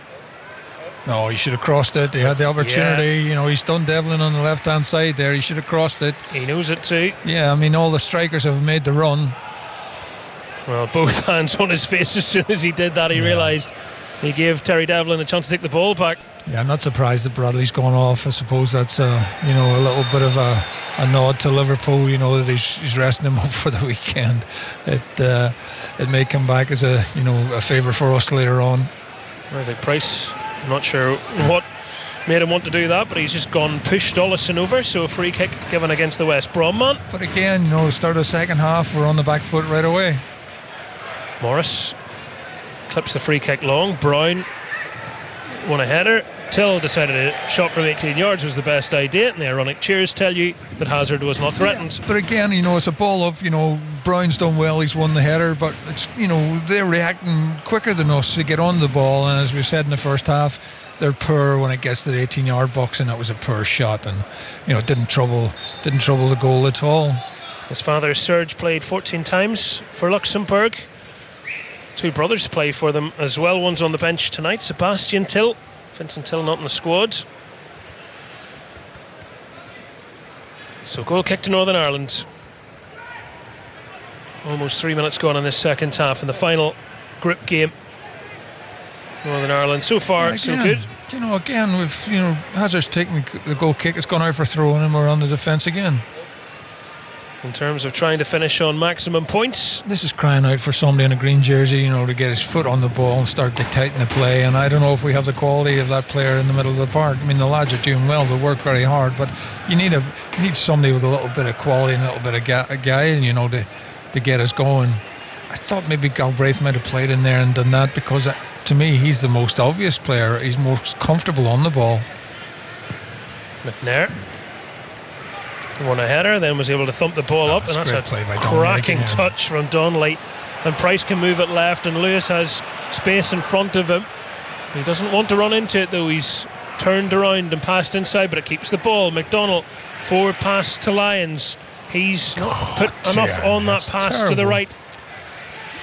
And that's a brilliant break again, just broken up without any effort from them. It's just a poor pass. Yeah. Under no pressure. We've just given the ball away, when we're 10 yards outside their 18-yard box. It was Devlin bursting up the right-hand side, but Lyons undercooked the pass out to him, which allowed the defender to get a foot in. They've gone all the way back to their keeper here, Morris. Price nearly got something on that as he closed him down. Devlin almost returning serve with that one, and they're going to try and let it run out for a goal kick, and that's what they've managed to do. Yeah, I mean, it's not a great, he's not dealt with a great ball there, Devlin, but you think he might be able to just soften the pass into Galbraith, but again, his touch is too heavy, and it's gone out for a goal kick. Northern Ireland with a man down here. I think it's Lyons, is it? It is. Brad Lyons, just after playing that pass, has stayed down, and he's just... Looks to be his knee, I think. Holding his knee. So right knee of Brad Lyons will need a little bit of work. Another great touch from Donnelly, just maybe 10 yards inside Luxembourg half, set the move off. I like to see him get on the ball more. I tell you what, the guy's got a great claim here. If he can continue this, and we can see more of him, because we know that's been a problem for us up front. Somebody that can, not only score goals, but hold the ball up, and bring the play forward. And he's showing that. Again, it's Luxembourg, and they're poor at the back, but it's at least it's something that we can have a look at. I'm sure Michael will. Well, it was just, we're seeing again a replay what happened to Brad Lyons. It just seemed like he got his studs stuck in the turf for a little minute, and could be he's just twisted it. Did the ligaments on the outside or the inside of the knee. He got his first 90 minutes for Northern Ireland on Friday. He's been helped back to his feet here. And you can see he slipped, his foot's left him, and it looks like that he may have done the ligaments on the outside. Well, he's gone across the far side for assessment. Northern Ireland are going to make a change. It's Paul Smith that's getting ready to come on. Brad Lyons is turning round as if he wants to get back on. As if he wants to come back yeah. on, but I think they're walking him around the perimeter, John. And Paul Smith is ready to go. He's going to get his chance to come on. Haven't really seen a lot of him, have we? No. You only see him sort of in fits and starts, don't you? He doesn't seem to get a full run at it. Michael O'Neill has his arm around him, and the assistant official saying, "Can I see the number, please?" So Michael O'Neill's had to move out of the way. Now he's checking his studs, going through the last minute checks. The ball's in place, so Northern Ireland are momentarily down to 10 men. Luxembourg advancing, ball for Dodari. He's very quick, but that heavy touch left him with too much work to do. Yeah, I mean, McConville read it anyway. It was a heavy touch, but it was important that McConville got over there and shepherded it out for a goal kick. So confirmation of that change as the Queen's Park Rangers man comes on. Yeah, I think Galbraith has moved in more in an inside role, and Smith has gone. Well, it was what you were asking for, but not the circumstances you were asking for, obviously. We've had 52 minutes at Windsor Park. Northern Ireland 1, Luxembourg 0 in this final group game in the World Cup qualifiers before Northern Ireland head on to the playoffs. 2 games after this away from the World Cup. Oh dear. Poor pass from Devlin. Sinani. And that was a good bit of defending from McConville. He was able to stick his leg out behind him and hook the ball away. Yeah, he did well. I mean, Sinani should never have given him the... Oh, and Devlin's given the ball back again. It's Barriero. Thought about the shot from distance, then tried a reverse pass. And Luxembourg really would have even more chances if they would just believe in themselves. Galbraith skipping away from a man. Northern Ireland fans appreciating that. Tried the pass inside. That's been closed down. And Smith is over. He's won the free kick. And that is Paul Smith to a T. I mean, I've seen him down through the years. He just does that so well. What was Olesen thinking about? He was favourite on the ball. His first touch was poor. Smith nips in front of him and then he just bundles him over. But I mean, 2 very loose passes by Devlin on that right hand side. And a better team, Michael, and we would have been punished there. Yeah, no doubt about that. Paul Smith is just able to squirrel his way into these little areas where somehow he gets between you and the ball. I've always liked Smith because he has that pace, and he puts defenders under pressure. Well, he's posed the problem, which has given Northern Ireland this free kick. Right-footed delivery in, met by the head of Jans. It break your heart the number of times we put free kicks in and we never pass the front man. Lewis with the ball inside the centre circle. It's been given away as well. Luxembourg with a break on, men ahead of them. Olesen, he's gone to the right, he's gone to Till. He's tried to play the pass first time to Martins, who's got it under control. Looking for a bit of support here. Back he goes to Marvin Martins. Olesen on the edge of Northern Ireland's box. Runners inside, and it's Rory McConville again that's got a touch on that. He got a good touch on it. The last 3 times we've given the ball away, Michael, against better teams, they would have cut us apart and made us pay. Very loose at times, hasn't it? Yeah, they run out of ideas when it gets to the 18-yard box, and that's what's letting us off the hook at the minute, because that was 2 terrible passes from Devlin and another one from Jamal Lewis. And and they're losing the ball like 10-15 yards outside our 18-yard box. So corner on the near side, cross to our right for Luxembourg. Going towards the front post, flicked on, and did it hit the crossbar and go over in the end? May have just bounced on the crossbar. I think Hazard had it covered, but it wasn't a bad. Helped on by Carlson. Yeah, the Carlson, he just gets too much on it, and it's come off the top of his head and looked up high. I mean, if he just gets the least little touch on it, that takes it to the back post, and it's very difficult to defend then. We were discussing that on Friday, weren't we? Yeah, the same thing, the man on the front post, So hard to defend, and you can explain it better than me, John. It's not actually that hard to defend if you just stick a guy in front of him and all his job is to make sure he's the first of the ball. Maybe a dying art, a better way to word that then, because we see so often teams getting joy from it. Free kick as Donnelly's had his heels wrapped by Coric, and it's a card for Coric as well. The colour is yellow. Well, we're 11 minutes into this half, and we still can't get in the game. We just can't get into the game. So the only cautions we've seen issued so far have gone to the visitors, 2 for players number 1 and number 2 and their assistant coach.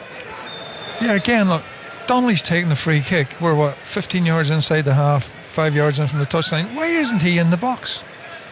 Surely we must have somebody that can take a free kick. Well, it's him and Galbraith. He's taken the free kick, and it's been headed over by McConville, who met it. He was always going over though. Unable to test Morris.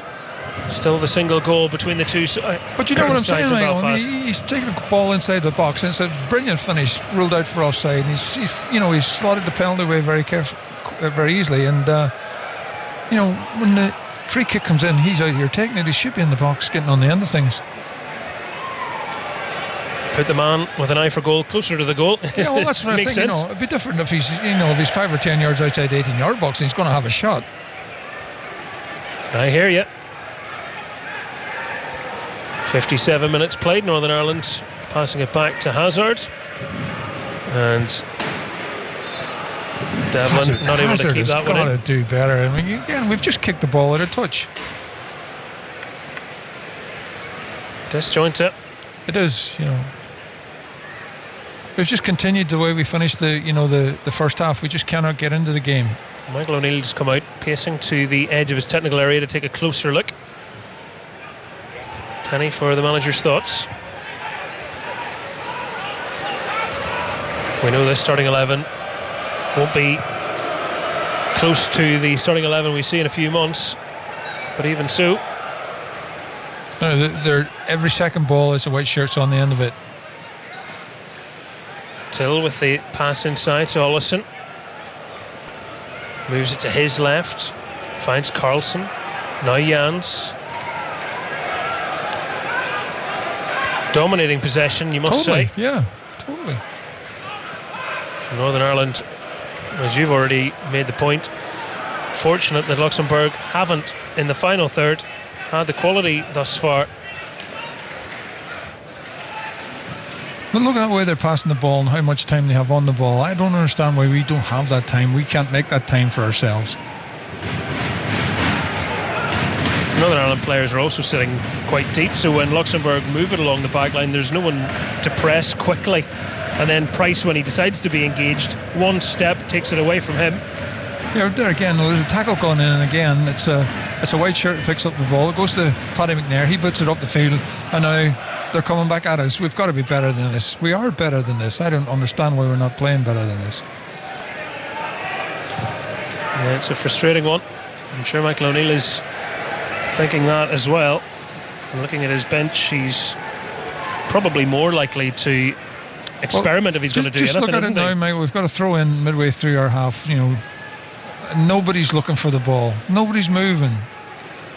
Galbraith's the only one that's made a move to try and get the throw in. Look, everybody's standing there doing nothing.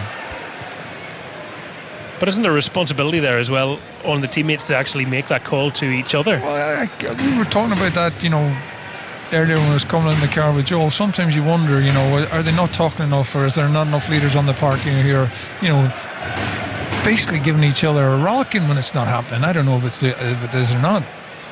I'm sure you would have spoken to your midfielders if you didn't think there was movement. Exactly, but it's a different game, Michael. It really is a different game. I don't know whether they just don't do that as much. Donnelly. No, that's the one Donnelly has to hold up. I mean, it's not the best of ball from Brown, but at the end of the day, he's got to get some sort of touch on it. And it's gone straight through to the goalkeeper, and again, they pick the ball up and they're coming at us again.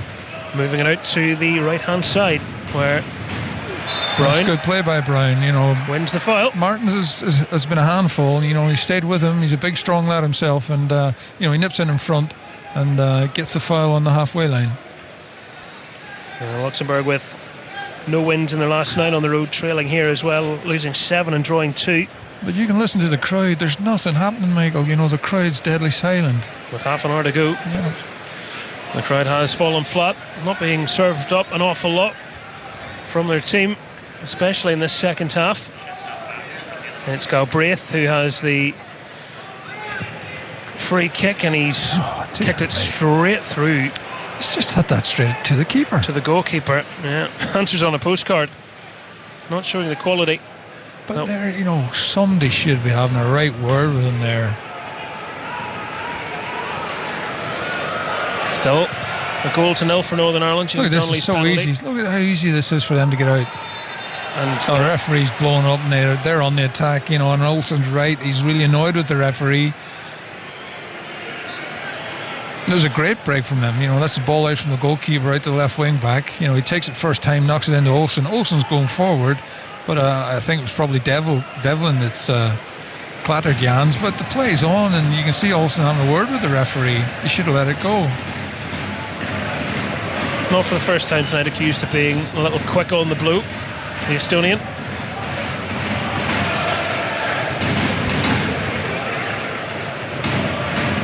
Morris stepping out of his box, the goalkeeper, to send a long kick forwards. McConville got his head on it. Devlin was trying to claim it was his throw-in, referee having nothing of that. Luxembourg take the throw-in quickly. Sinani, wide left, now to Dari. Northern Ireland dropping deeper and deeper. Michael O'Neill will not be pleased with what he's seeing. And Luxembourg with a throw in on the near side after Lewis got the little touch until he was looking for that really from him. Good tackle by Lewis. As we keep saying as well, despite all the the good passing and the play that they have, when they get this sort of 10 15 yards outside our 18-yard box, they just don't seem to know what to do. Devlin, good tackle by Devlin. Better from him. Yeah. Again, they always seem to be able to pick up the loose ball. McNair just outside the edge of his own penalty area, winning a header. McDonald. There we are again. Winning another one. There's good work rate from McDonald there to put a bit of pressure on, but Price rolls over and the ball turns over. Northern Ireland It'll be interesting to see the statistics for possession, in this first 15, maybe coming up to 20 minutes. Yeah, Northern Ireland really failing to even string a couple of passes together. I'm going to get him killed there. He's done well. Sanini's done well because the fullback didn't do him any favours there. Jamal Lewis was so close to him. Forward ended up as a temporary right wing back. Stayed out in the wing for the moment. Whatever their thinking is there. Christopher Martins is through the middle, spearheading the attack. Sinani plays a pass down the line to Till, trying to find space to get more involved. The pass inside's a poor one. Galbraith has it. He flicks the ball back to Donnelly. There was a foul off the ball on Price, and Jans is able to make the covering header on Smith. That's a poor pass by Donnelly. We've got to be better than that. They've moved it out to the left. Martins makes the pass, and he wants to get back on it again. He has. Little step over, drags it right footed, trying to find space, and he's not getting as much time as he wants. And Devlin was fouled. He was in front of the referee. He was absolutely fouled, and the referee somehow looking at it didn't notice it. That's an interesting bit of defending from Korach there. See, look, why doesn't Price bring the ball down? He just heads it aimlessly forward. Jans has turned into Mickey van de Ven. He's away on his bike and he's fallen over, asking a bit too much of himself. The ball arrived at Korach a moment ago and he just really vigorously thied it into the air, which the lesser spotted pass. Anyway, he's back on the ball. Luxembourg continue this prolonged spell of possession. Devlin out trying to meet Dadari, able to get the block in. Cross comes into the far post. They can't leave it. Till. No, I tell you what, he kept it in play, and Hazard stuck out a hand and saved it. Yeah, Hazard watched that all the way. Dadari on the back post. He really needs to square that back further. Maybe to the penalty spot of the 18-yard box. He doesn't get enough on it, and Hazard on the near post was able to pick it up. Donnelly holding the ball up. That's more like it. But look, he's got no options. Nobody's moving for him. It's very slow, so pedestrian when we're on the ball. Players walking into position. Need a bit more zip and urgency. Granted, nothing's on the line here, but especially when you're stepping into a team, you think that you want to try and claim that shirt and play with that intensity. Breakdown in communication between Price and Lewis. Absolutely no way Lewis is getting on that ball from Price. There's just no way. Change is coming. Callum Marshall and Josh McGuinness. So McGuinness, one of the players who is on a yellow card, but first on is going to be Jamie Donnelly making way. Productive night for him with the game's only goal so far, and West Ham youngster Callum Marshall is on for him. And Josh McGuinness, in coming on, will move into Northern Ireland's top 10 all-time appearance holders alongside Keith Gillespie, cap number 86, as he is introduced. And Jamie McDonnell is the player heading off. Big cheer for Josh McGuinness. Luxembourg are sending on Thomas Cruz. And they're also handing a debut to Avdasinovic. Avdasinovic, who plays for Progress Cederkorn in Luxembourg, where he's spent his whole career in his home country. 7 goals in 10 league games this season. So on to add something different in their attack. So a change in attackers, John. Will it bring about a bit more attacking? Well, remains to be seen. Price has the ball on Northern Ireland's left, our near side. Terrible pass. How many times in a game does he do that? 5-yard ball that goes 2 yards the wrong direction. Sinani trying to angle his run inside, plays the ball to the right. Brown makes a good challenge in the battle of the 22s. He's had a steady game, Brown, and he needed to make that challenge. I mean, the ball again given away inside their half. They have a quick break down the right hand side, and says it took a good tackle by Brown to get that out for a corner. Well, making the most of the chance to come back into the team. Some thought he might have started on Friday. Did come on in the second half. part of the defensive effort here. Luxembourg corner. Headed away in front of the front post. Shot from Avdasinovic, who really went for something speculative. He's retrieved possession, and his captain rolls the ball all the way back to Morris. That's good play. And there's not much you can do. Josh McGuinness is closing him down very quickly, and it was a good ball back to his goalkeeper. Brown hitting that one for some distance, but McGuinness was offside, so he couldn't do anything. Well, will there be a bit more vigour and running?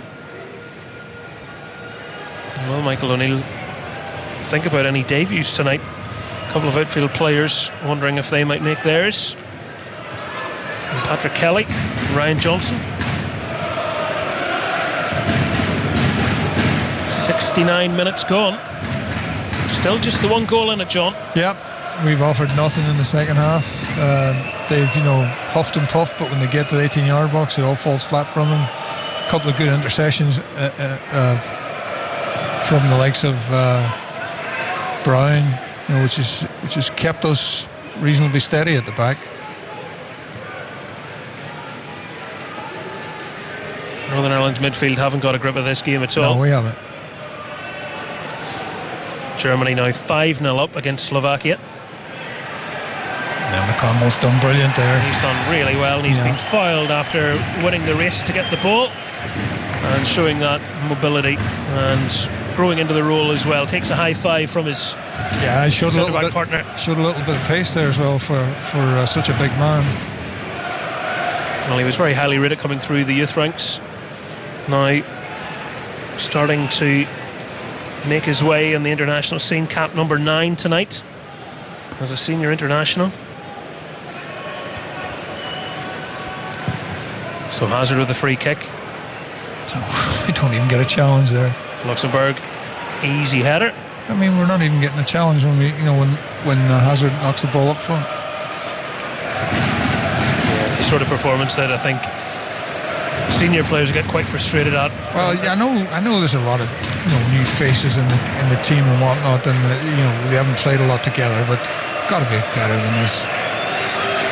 Yeah, it's not the cohesion that you're referring to either. It's just the basics, isn't it? Controlling the ball, passing the ball. Passing the ball, yeah.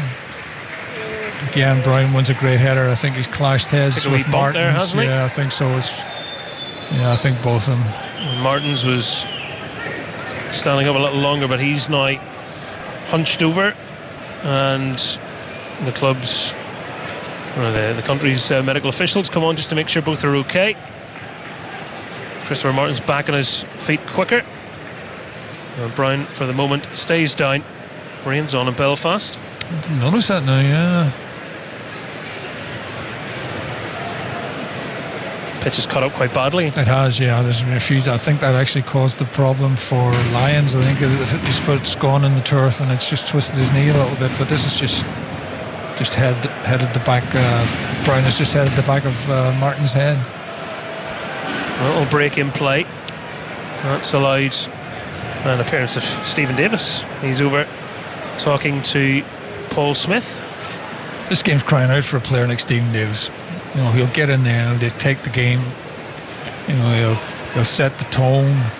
And how many times have we set it down over the years? When Davis played well, more often than not, the Northern Ireland played well. And we seriously lack that type of player at the minute. Nobody played more games under Michael O'Neill than Stephen Davis, 66 times in his brilliant career. Yeah, but I must remember, the first time we saw him, I think it was against Canada here in a friendly just before we went to play England, and he stood out like a sore thumb. You knew that, and the players do that. You got the same feeling with Bradley, you got the same feeling with Johnny Evans. You just know a good player when you see one. Brown just waiting to be permitted back onto the pitch. He's standing, the fourth official has his hand across him, now he's waved him on. No, we've got players in there of that quality. Ballard's another one. You knew that he could be a good player. Maybe took slightly longer than the others, to really establish himself. But now he's probably one of the best centre halves in the Premier League, and it's imperative, that we have him for the playoff. And really, when you look at the players that we've missed, in the game against Slovakia, we definitely need to get all those back to have any chance, I think. Not blessed with a massive squad depth. We're putting them under a little bit of pressure over in that far corner, but again, we've got too close, and as soon as you touch a defender, he's gone down, and he's given the free kick, which has let them off the hook. In terms of perspective, Michael O'Neill said this a while ago, that Northern Ireland track 39 players across 4 divisions in England, 2 in Scotland and the MLS, which is just Paddy McNair. So 39 players. Yeah, but it's always been that way for Northern Ireland, and somehow we've managed to overcome the odds. And I think we're due to do that again, but I still think we may be 1 or 2 players short, certainly on this campaign. And I think that the deck's stacked against the small clubs as well, with two headers, and they're talking about maybe having a window where they play 4 games next time. I mean, how are your nations like Northern Ireland and all the small nations to be able to cope with that? Morris kicks it long. Smith back doing a bit of defending. Won his header. Faces a pass along the ground for McGuinness. Give it away. We give it away far too easily. I mean, I'm sure if they watch this game again, and they look at the number of times that we've given the ball away under no pressure. Well, that's a good challenge made by Callum Marshall. No messing around there. McConville had to be fleet-footed to get the ball to Hazard. Won't want to take too long with Christopher Martins. He's no slouch. Brown, that's a good pass to Lewis. Heads it inside and just couldn't get round his man. And Northern Ireland, free kicks given against them. Yeah, Lewis doesn't look the player he was. He doesn't look to have the pace that he did, and we know he's had problems and trying to establish himself again. But I think it's showing up tonight.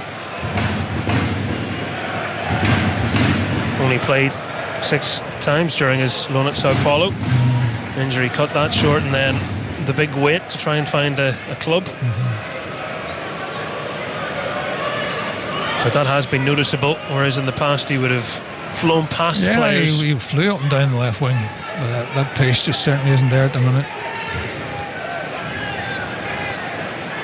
That's actually quite good, but it's just again their final ball is poor. A couple of passes in the centre, tried to flick it through for Sinani to run on to, but McNair was able to tidy up. Ball on the halfway line now, scooped into the sky by Devlin. He's able to find Smith, and Smith. The game's got really scrappy now, isn't it? Got bumped over, and really scrappy. There's surprisingly that there's more levels of scrappiness. Yeah, there's nothing happening. I mean, the 2 goalkeepers must be freezing out there. How are you doing? I think it was the great Bill Shankly has said football is about the giving and the receiving of passes. They're doing it a little bit better than us, not a great deal. But we're not doing it at all. The passes are poor. You're not giving whoever you're passing it to is not getting the chance to get it under control and see a pass. I'm admiring your gloves. I'm just thinking that would have been a really good idea on a chilly night such as this. Yeah, you're a lot younger than me. I've not gone full thermals yet. We're not in the full throw of winter. Well, you too. You speak for yourself. This is a fairly cold commentary position at the best of times, but the mistake you make the first couple of times you come here is that you think it'll be as nice as it starts off, and it always gets colder. Northern Ireland on the far side with Smith making a great run, and he's gone past one man. He couldn't go past the second. Yeah, it's unfortunate there was 2 white jerseys there. They're trying to play little triangles around him, and he's asked for a piggyback, and he's given away a free kick. Yeah, I mean, they do that all the time now. They just step across players, wait for the touch, and they go down and get some out of sticky situation. But this is as quiet as I've seen in Windsor in a long time. Even the cop now trying to get them going, but it's difficult tonight. On this Michael O'Neill's 70th competitive game in charge of Northern Ireland. Of course, we know the man that's managed more, the only man that has, Billy Bingham. 89 competitive matches. I mean, we're trying to do everything with one ball. Well, McGuinness has done well. He's chased that down. Flicked a boot out, was able to flick the ball away. And Price, he's going to try and slalom through bodies. He put it just a little behind Marshall. I don't know what he expects Marshall to do there. Well, the break could be on. Northern Ireland had committed numbers forward there. They're getting back quickly. Smith is helping out. It's just forced Avdasinovic further away, and what is he, 30 yards? He's thought, to heck with it, he's shooting. Paddy McNair. That's a foul. It is a foul by Sunani. Paddy McNair did well. He showed all his experience there. I mean, he's just held the play up. He hasn't dived in. He's just retreated to the 18-yard box, keeping the play in front of him, and then we're able to get bodies around it. And it was a good block. Was it by Marshall on the shot? Yeah. Or was it? Might have been Devlin, actually. A good block on the edge of the 18-yard box. Well, Luxembourg, who beat Northern Ireland in a World Cup qualifier in 2013, are losing here by a goal to nil. Northern Ireland obviously were expected to do the business even with all the changes. Yeah, but if you look at the circumstances under which we're 1-0 up, we've got to think we've been very, very fortunate. Far from a classic performance.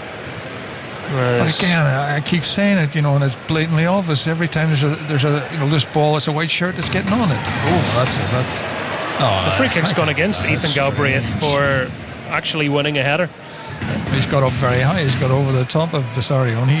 He's leaned in. That's a free kick. That's a foul on Galbraith. I mean, what does the referee see? And if he doesn't see that that's a foul, he shouldn't be refereeing games. It's a blatant foul. He's gone up to win the ball. He hasn't jumped at all, and he's gone underneath him and made it back. That could be very dangerous. Raised eyebrows at that one. Yeah, Galbraith's come out with a sore side there, I think, the way he fell. Till has come off.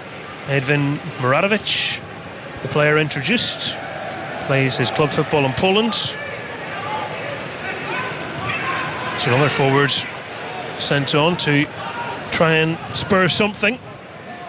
Luxembourg on the quest to put at least a point on the board after losing 5 consecutive group games. Yeah, good play. I can't. Why is he taking so long to give a free kick? What's he doing here? Is it going to be a yellow card? I find that quite strange, really. That is bizarre. I mean, the free kick was. The free kick he's given is about 15 yards outside the 18-yard box. He didn't blow his whistle, and McCollum was almost on the touchline. That's a dive. It's a blatant dive. I think what has happened is Barriero has injured himself in trying to win a free kick, and the reaction, well, they called on the medics, and now he's up. So I don't know. There were 3 Luxembourg players waving on the doctors as if he'd done a hamstring. I tell you what, I mean, this puts you off football here. I mean, even the Luxembourg doctor looks raging. Yeah, I know. But what's the referee doing? It's very odd. It was the reaction of the player that made him decide 15 seconds later that he was going to change his mind and give it. It's bizarre. 10 minutes, not even, left of the game. What are we, 9 minutes left? Sunani, this is quite a way out. Yeah, he's maybe 30 yards out, maybe. Going to try a left-footed shot. Northern Ireland have the wall set up. The referee's decided that we're not going to get this free kick in the next 2 minutes. He wants to have a chat with everybody. What are your plans for tonight, lads? Where's good in Belfast on a Monday? I fear for football sometimes the way it's going. I mean, the players need to get a grip on themselves. All about pushing and shoving in the edge of the box, and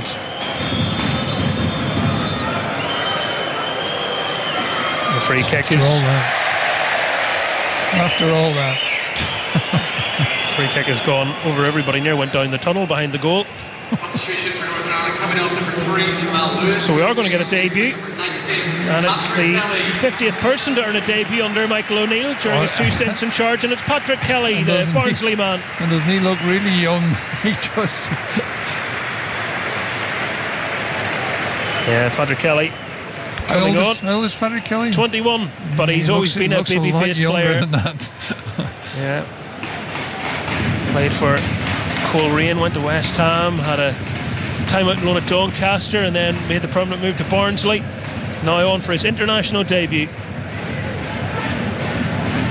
Affectionately known as PK. First cap earned. Will it be a winning night? Luxembourg. It's a handball. It's a handball. Does he not see it? Oh. it's the assistant referee that saw this. He's right over on the far side of the pitch underneath us, and the referee doesn't see that. I feel like I'm a month in the future. I feel like I'm at a Christmas party and we're all playing charades, because there were 6 players from Northern Ireland all pointing to their hand from the referee, who, as you say, looks over to the assistant and goes, "What do you reckon?" And he going, "Aye, go ahead," and he gave it. Oh dear. We're nearly there, everyone. 7 minutes to go. Yeah, it's been a tough. It's kind of felt like that tonight, it's been a tough watch, hasn't it? Yeah, and I can understand it. Yes, there's been bigger nights here. Well, everything sort of fell flat after the late goal on Friday night, and we know there's not much at stake. Well, there's nothing at stake really outside of maybe just winning the game. If they do that, Christopher Martin's strong runner. Again, the quality as they come to the 18-yard box has saved us, or the lack of quality, I should say. Price, good close control, find Josh McGuinness.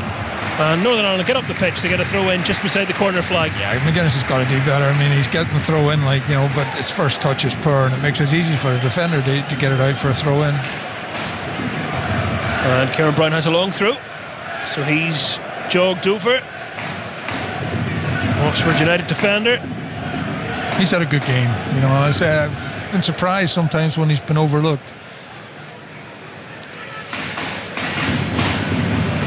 Tried the ball off on his jersey. Now he takes a few steps back. There's not a lot of people in there for this throw to actually find someone. Well, we've got to get a green jersey in front of the whites. And it comes over everyone. It goes. It was nearly Kelly. Marshall's in there. It's pinball. Yeah, a few legs were swinging there, and nobody actually made contact. Terry Devlin. Yeah, Devlin's done well there. He needed to win a header on the halfway line, and there was something off the ball, and the referee's right beside it.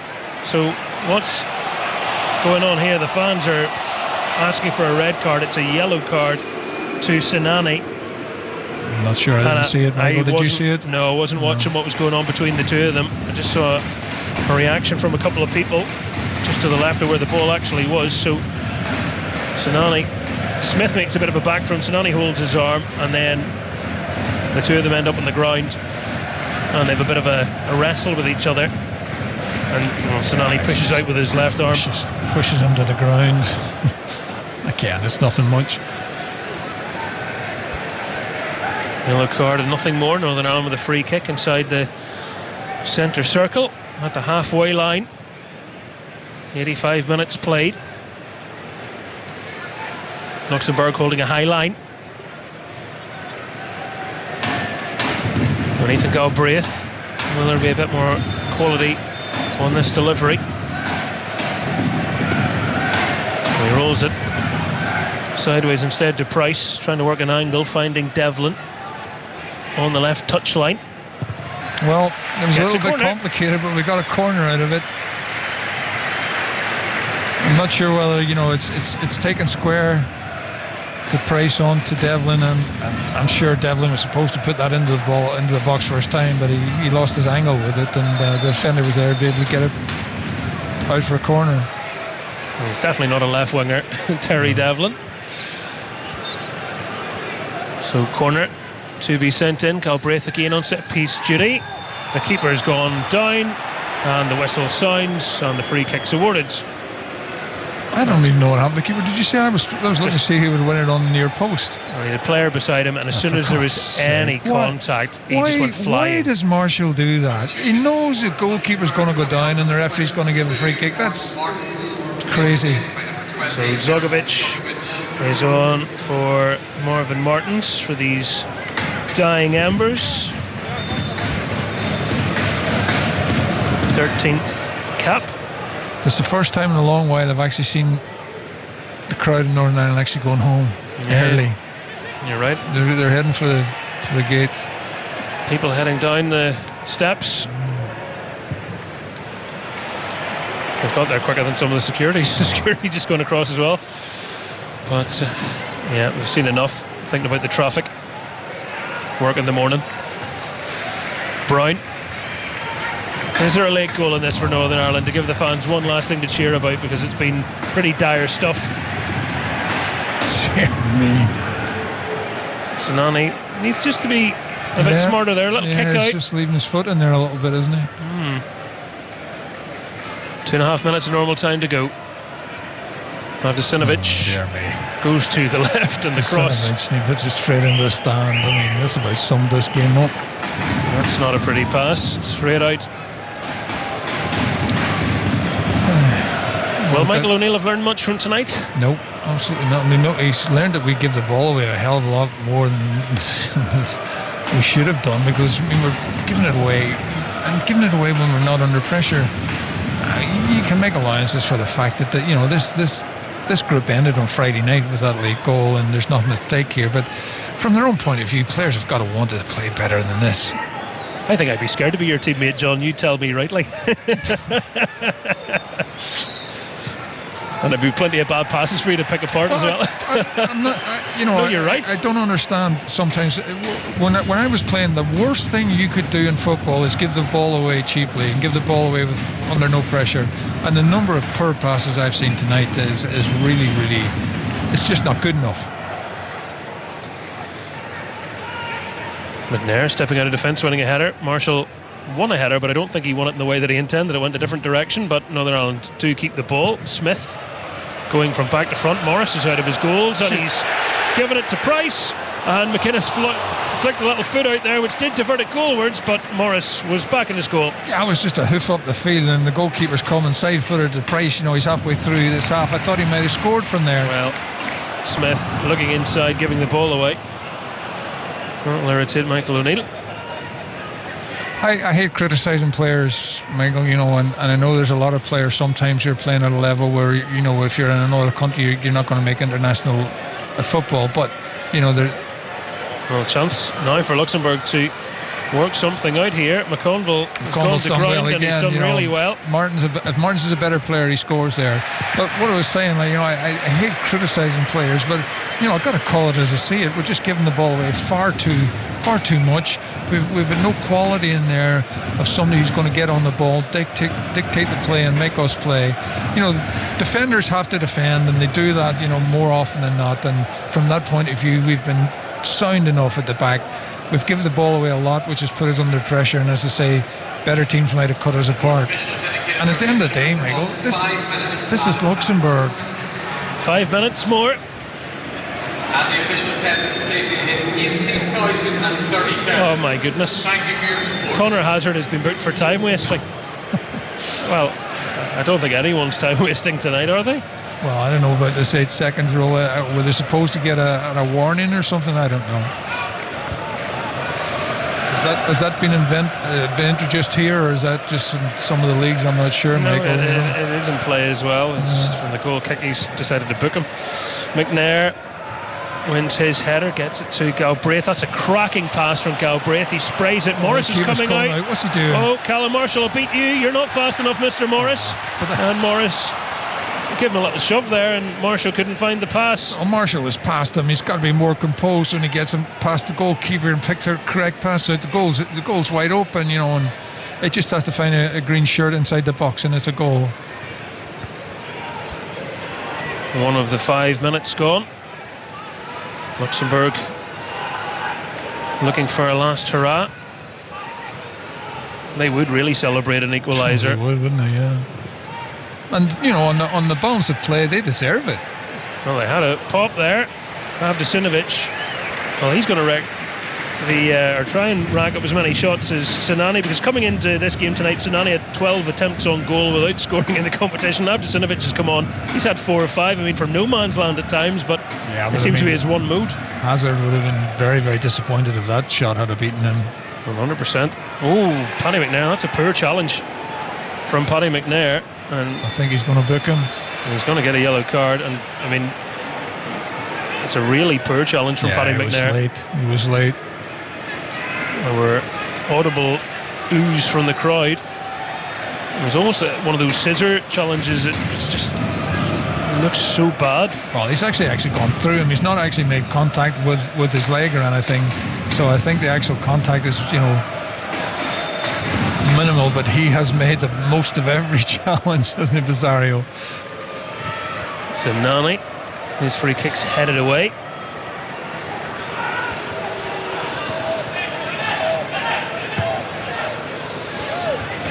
Cruz was able to pass it back. Sinani's in centre back at the moment. He's played a blinding ball out to the far left. No, he should have put it in.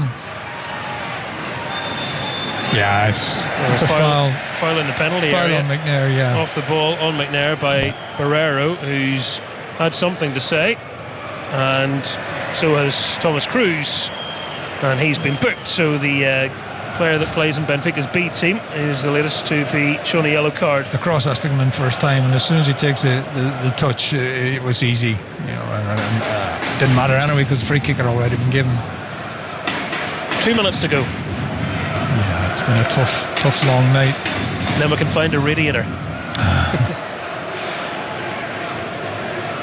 So Hazard still with clean sheet intact. Kicks long, helped on by McGuinness. Galbraith, McGuinness. Chance to get in behind here for Northern Ireland. Oh, the ball comes to Price. Price is leaning back and he fires over. Yeah, the ball should have been released earlier. Kelly just a little slow. Just a little slow. He takes one touch too much as he comes across the box. Price is there and he checks back on and you think he's going to hit it. And then he passes it to Price. Why he doesn't just side foot it to him the first time, I don't know. Because that one touch takes Price's time, all his angles all the way. Had the moment in his mind of a debut goal, and when he realised that wasn't actually on, the chance for the pass wasn't as good as they. Wow. Yeah. Barriero has gone for one from 30 yards. Yeah, and that's probably every shot I think they've had in the second half has ended up in the stand. It's never been more dangerous to be a punter. I can't remember either goalkeeper making a save. I can't remember it.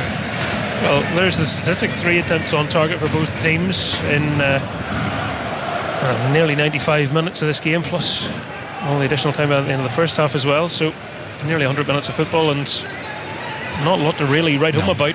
No.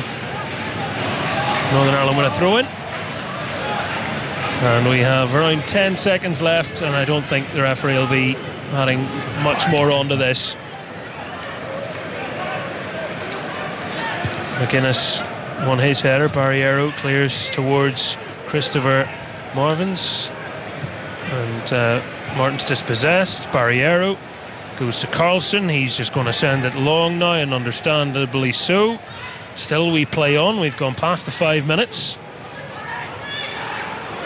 Luxembourg with the ball on the near side. Their players are just screaming, get it into the centre. They've lots of players in there. Barriero's landed on top of the ball. It surely is obstruction from Barriero. The referee says it's not.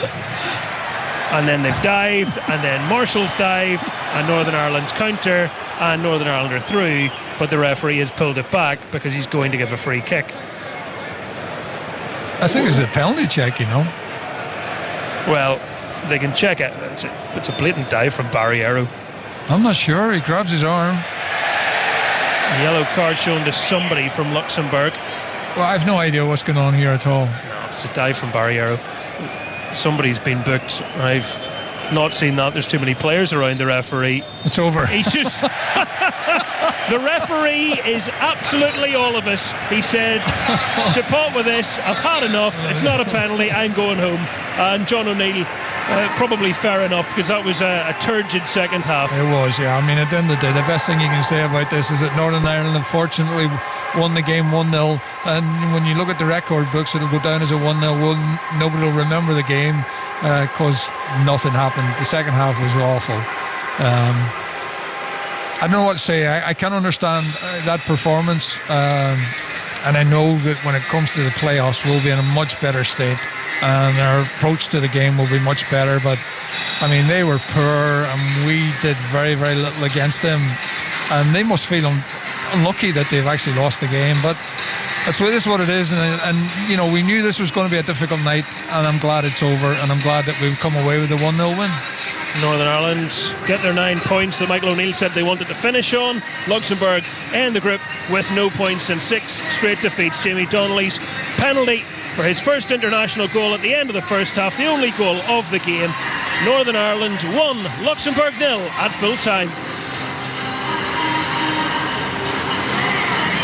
Well, there's 45 minutes of your life you'll never see again. Jim Magilton, Keith Gillespie and George McCartney sitting alongside me. They all just about stayed awake. Germany have won 6-0, by the way. So Germany top the group. They are heading to the World Cup finals. Slovakia go into the playoffs. They finish in second place on 12 points, and Northern Ireland finish third on 9. Referee heads down the tunnel. even he was fed up by the very end. You know what? There's hardly anything in that game, and 8 yellow cards. I mean, the standard of refereeing across the whole group, that's a whole discussion for another day. I mean, we might need it by the time we get to 10 o'clock. At one point, the lads were thinking we need to go down the list of favourite Christmas films to fill the time between now and 10 o'clock. Jim, what did you make of that? I think you summed it up perfectly. I think it was always a really difficult game because dead rubber, nothing really to play for. Did Michael find out anything about players that he didn't already know? Probably not. So it gave lads an opportunity who've come and been part of this campaign minutes. But he'll be looking forward to getting the squad back together, and I'm sure he knows his starting 11. But like in all things with international football, you're just praying that lads, when you name a squad, that they're going to be fitting well when they turn up.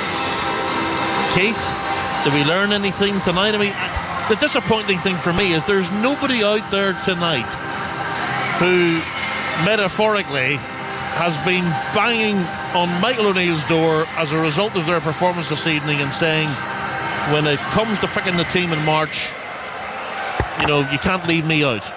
Absolutely not. We finished the game with probably 2 people who are going to actually start in the qualifier if everyone's fit. That's Galbraith and Paddy McNair. I thought Donnelly did all right. Kieran Brown did all right, but apart from that, they were the better side. They got onto some really good positions in the second half and done nothing with it. And apart from Isaac's Price chance at the end, we had absolutely nothing. And John says we won the game 1-0, and nobody will ever remember the performance. We will. We really will. You'll never forget us. George, I'm sorry. I'm sorry for inviting you along here tonight, forcing you to watch this. At least there is some financial recompense for this. I mean, that's as bad a game as I've watched a long time, I have to be honest. Yeah, listen, I thought the McConville and Brown were steady away without being outstanding. No, they've done their jobs. Galbraith had a couple of moments in the first half. The second half, I think it took until the 91st minute there until Kelly picked the ball up and sort of slid Price in, and he's blazed it over the bar. Michael tried to change the shape a wee bit in the second half. Instead of the box 4, he went to a flat 3 and brought on McGuinness and Marshall up front, but I actually don't even think they got much of the ball or much service when they come on. So, as Keith says, Luxembourg had plenty of the ball in the second half, and if they had actually had a wee bit of quality in the final third, they might have caused us more problems. A couple of young lads here who are having such a disappointing night that their highlight is actually getting you 3 to sign their match programmes. George, you sign away there, and Jim, will go back to you. Will Michael be disappointed? He'll not say it publicly, but will he be a little bit disappointed that some of those who he might have been looking to them to say to me, right, come on, show me what you've got? Nobody really grabbed it by the scruff of the neck tonight, did they? No, they didn't, and of course he'd be disappointed, but he'd be disappointed for the players themselves. When he picked the team obviously to go out and dominate the game.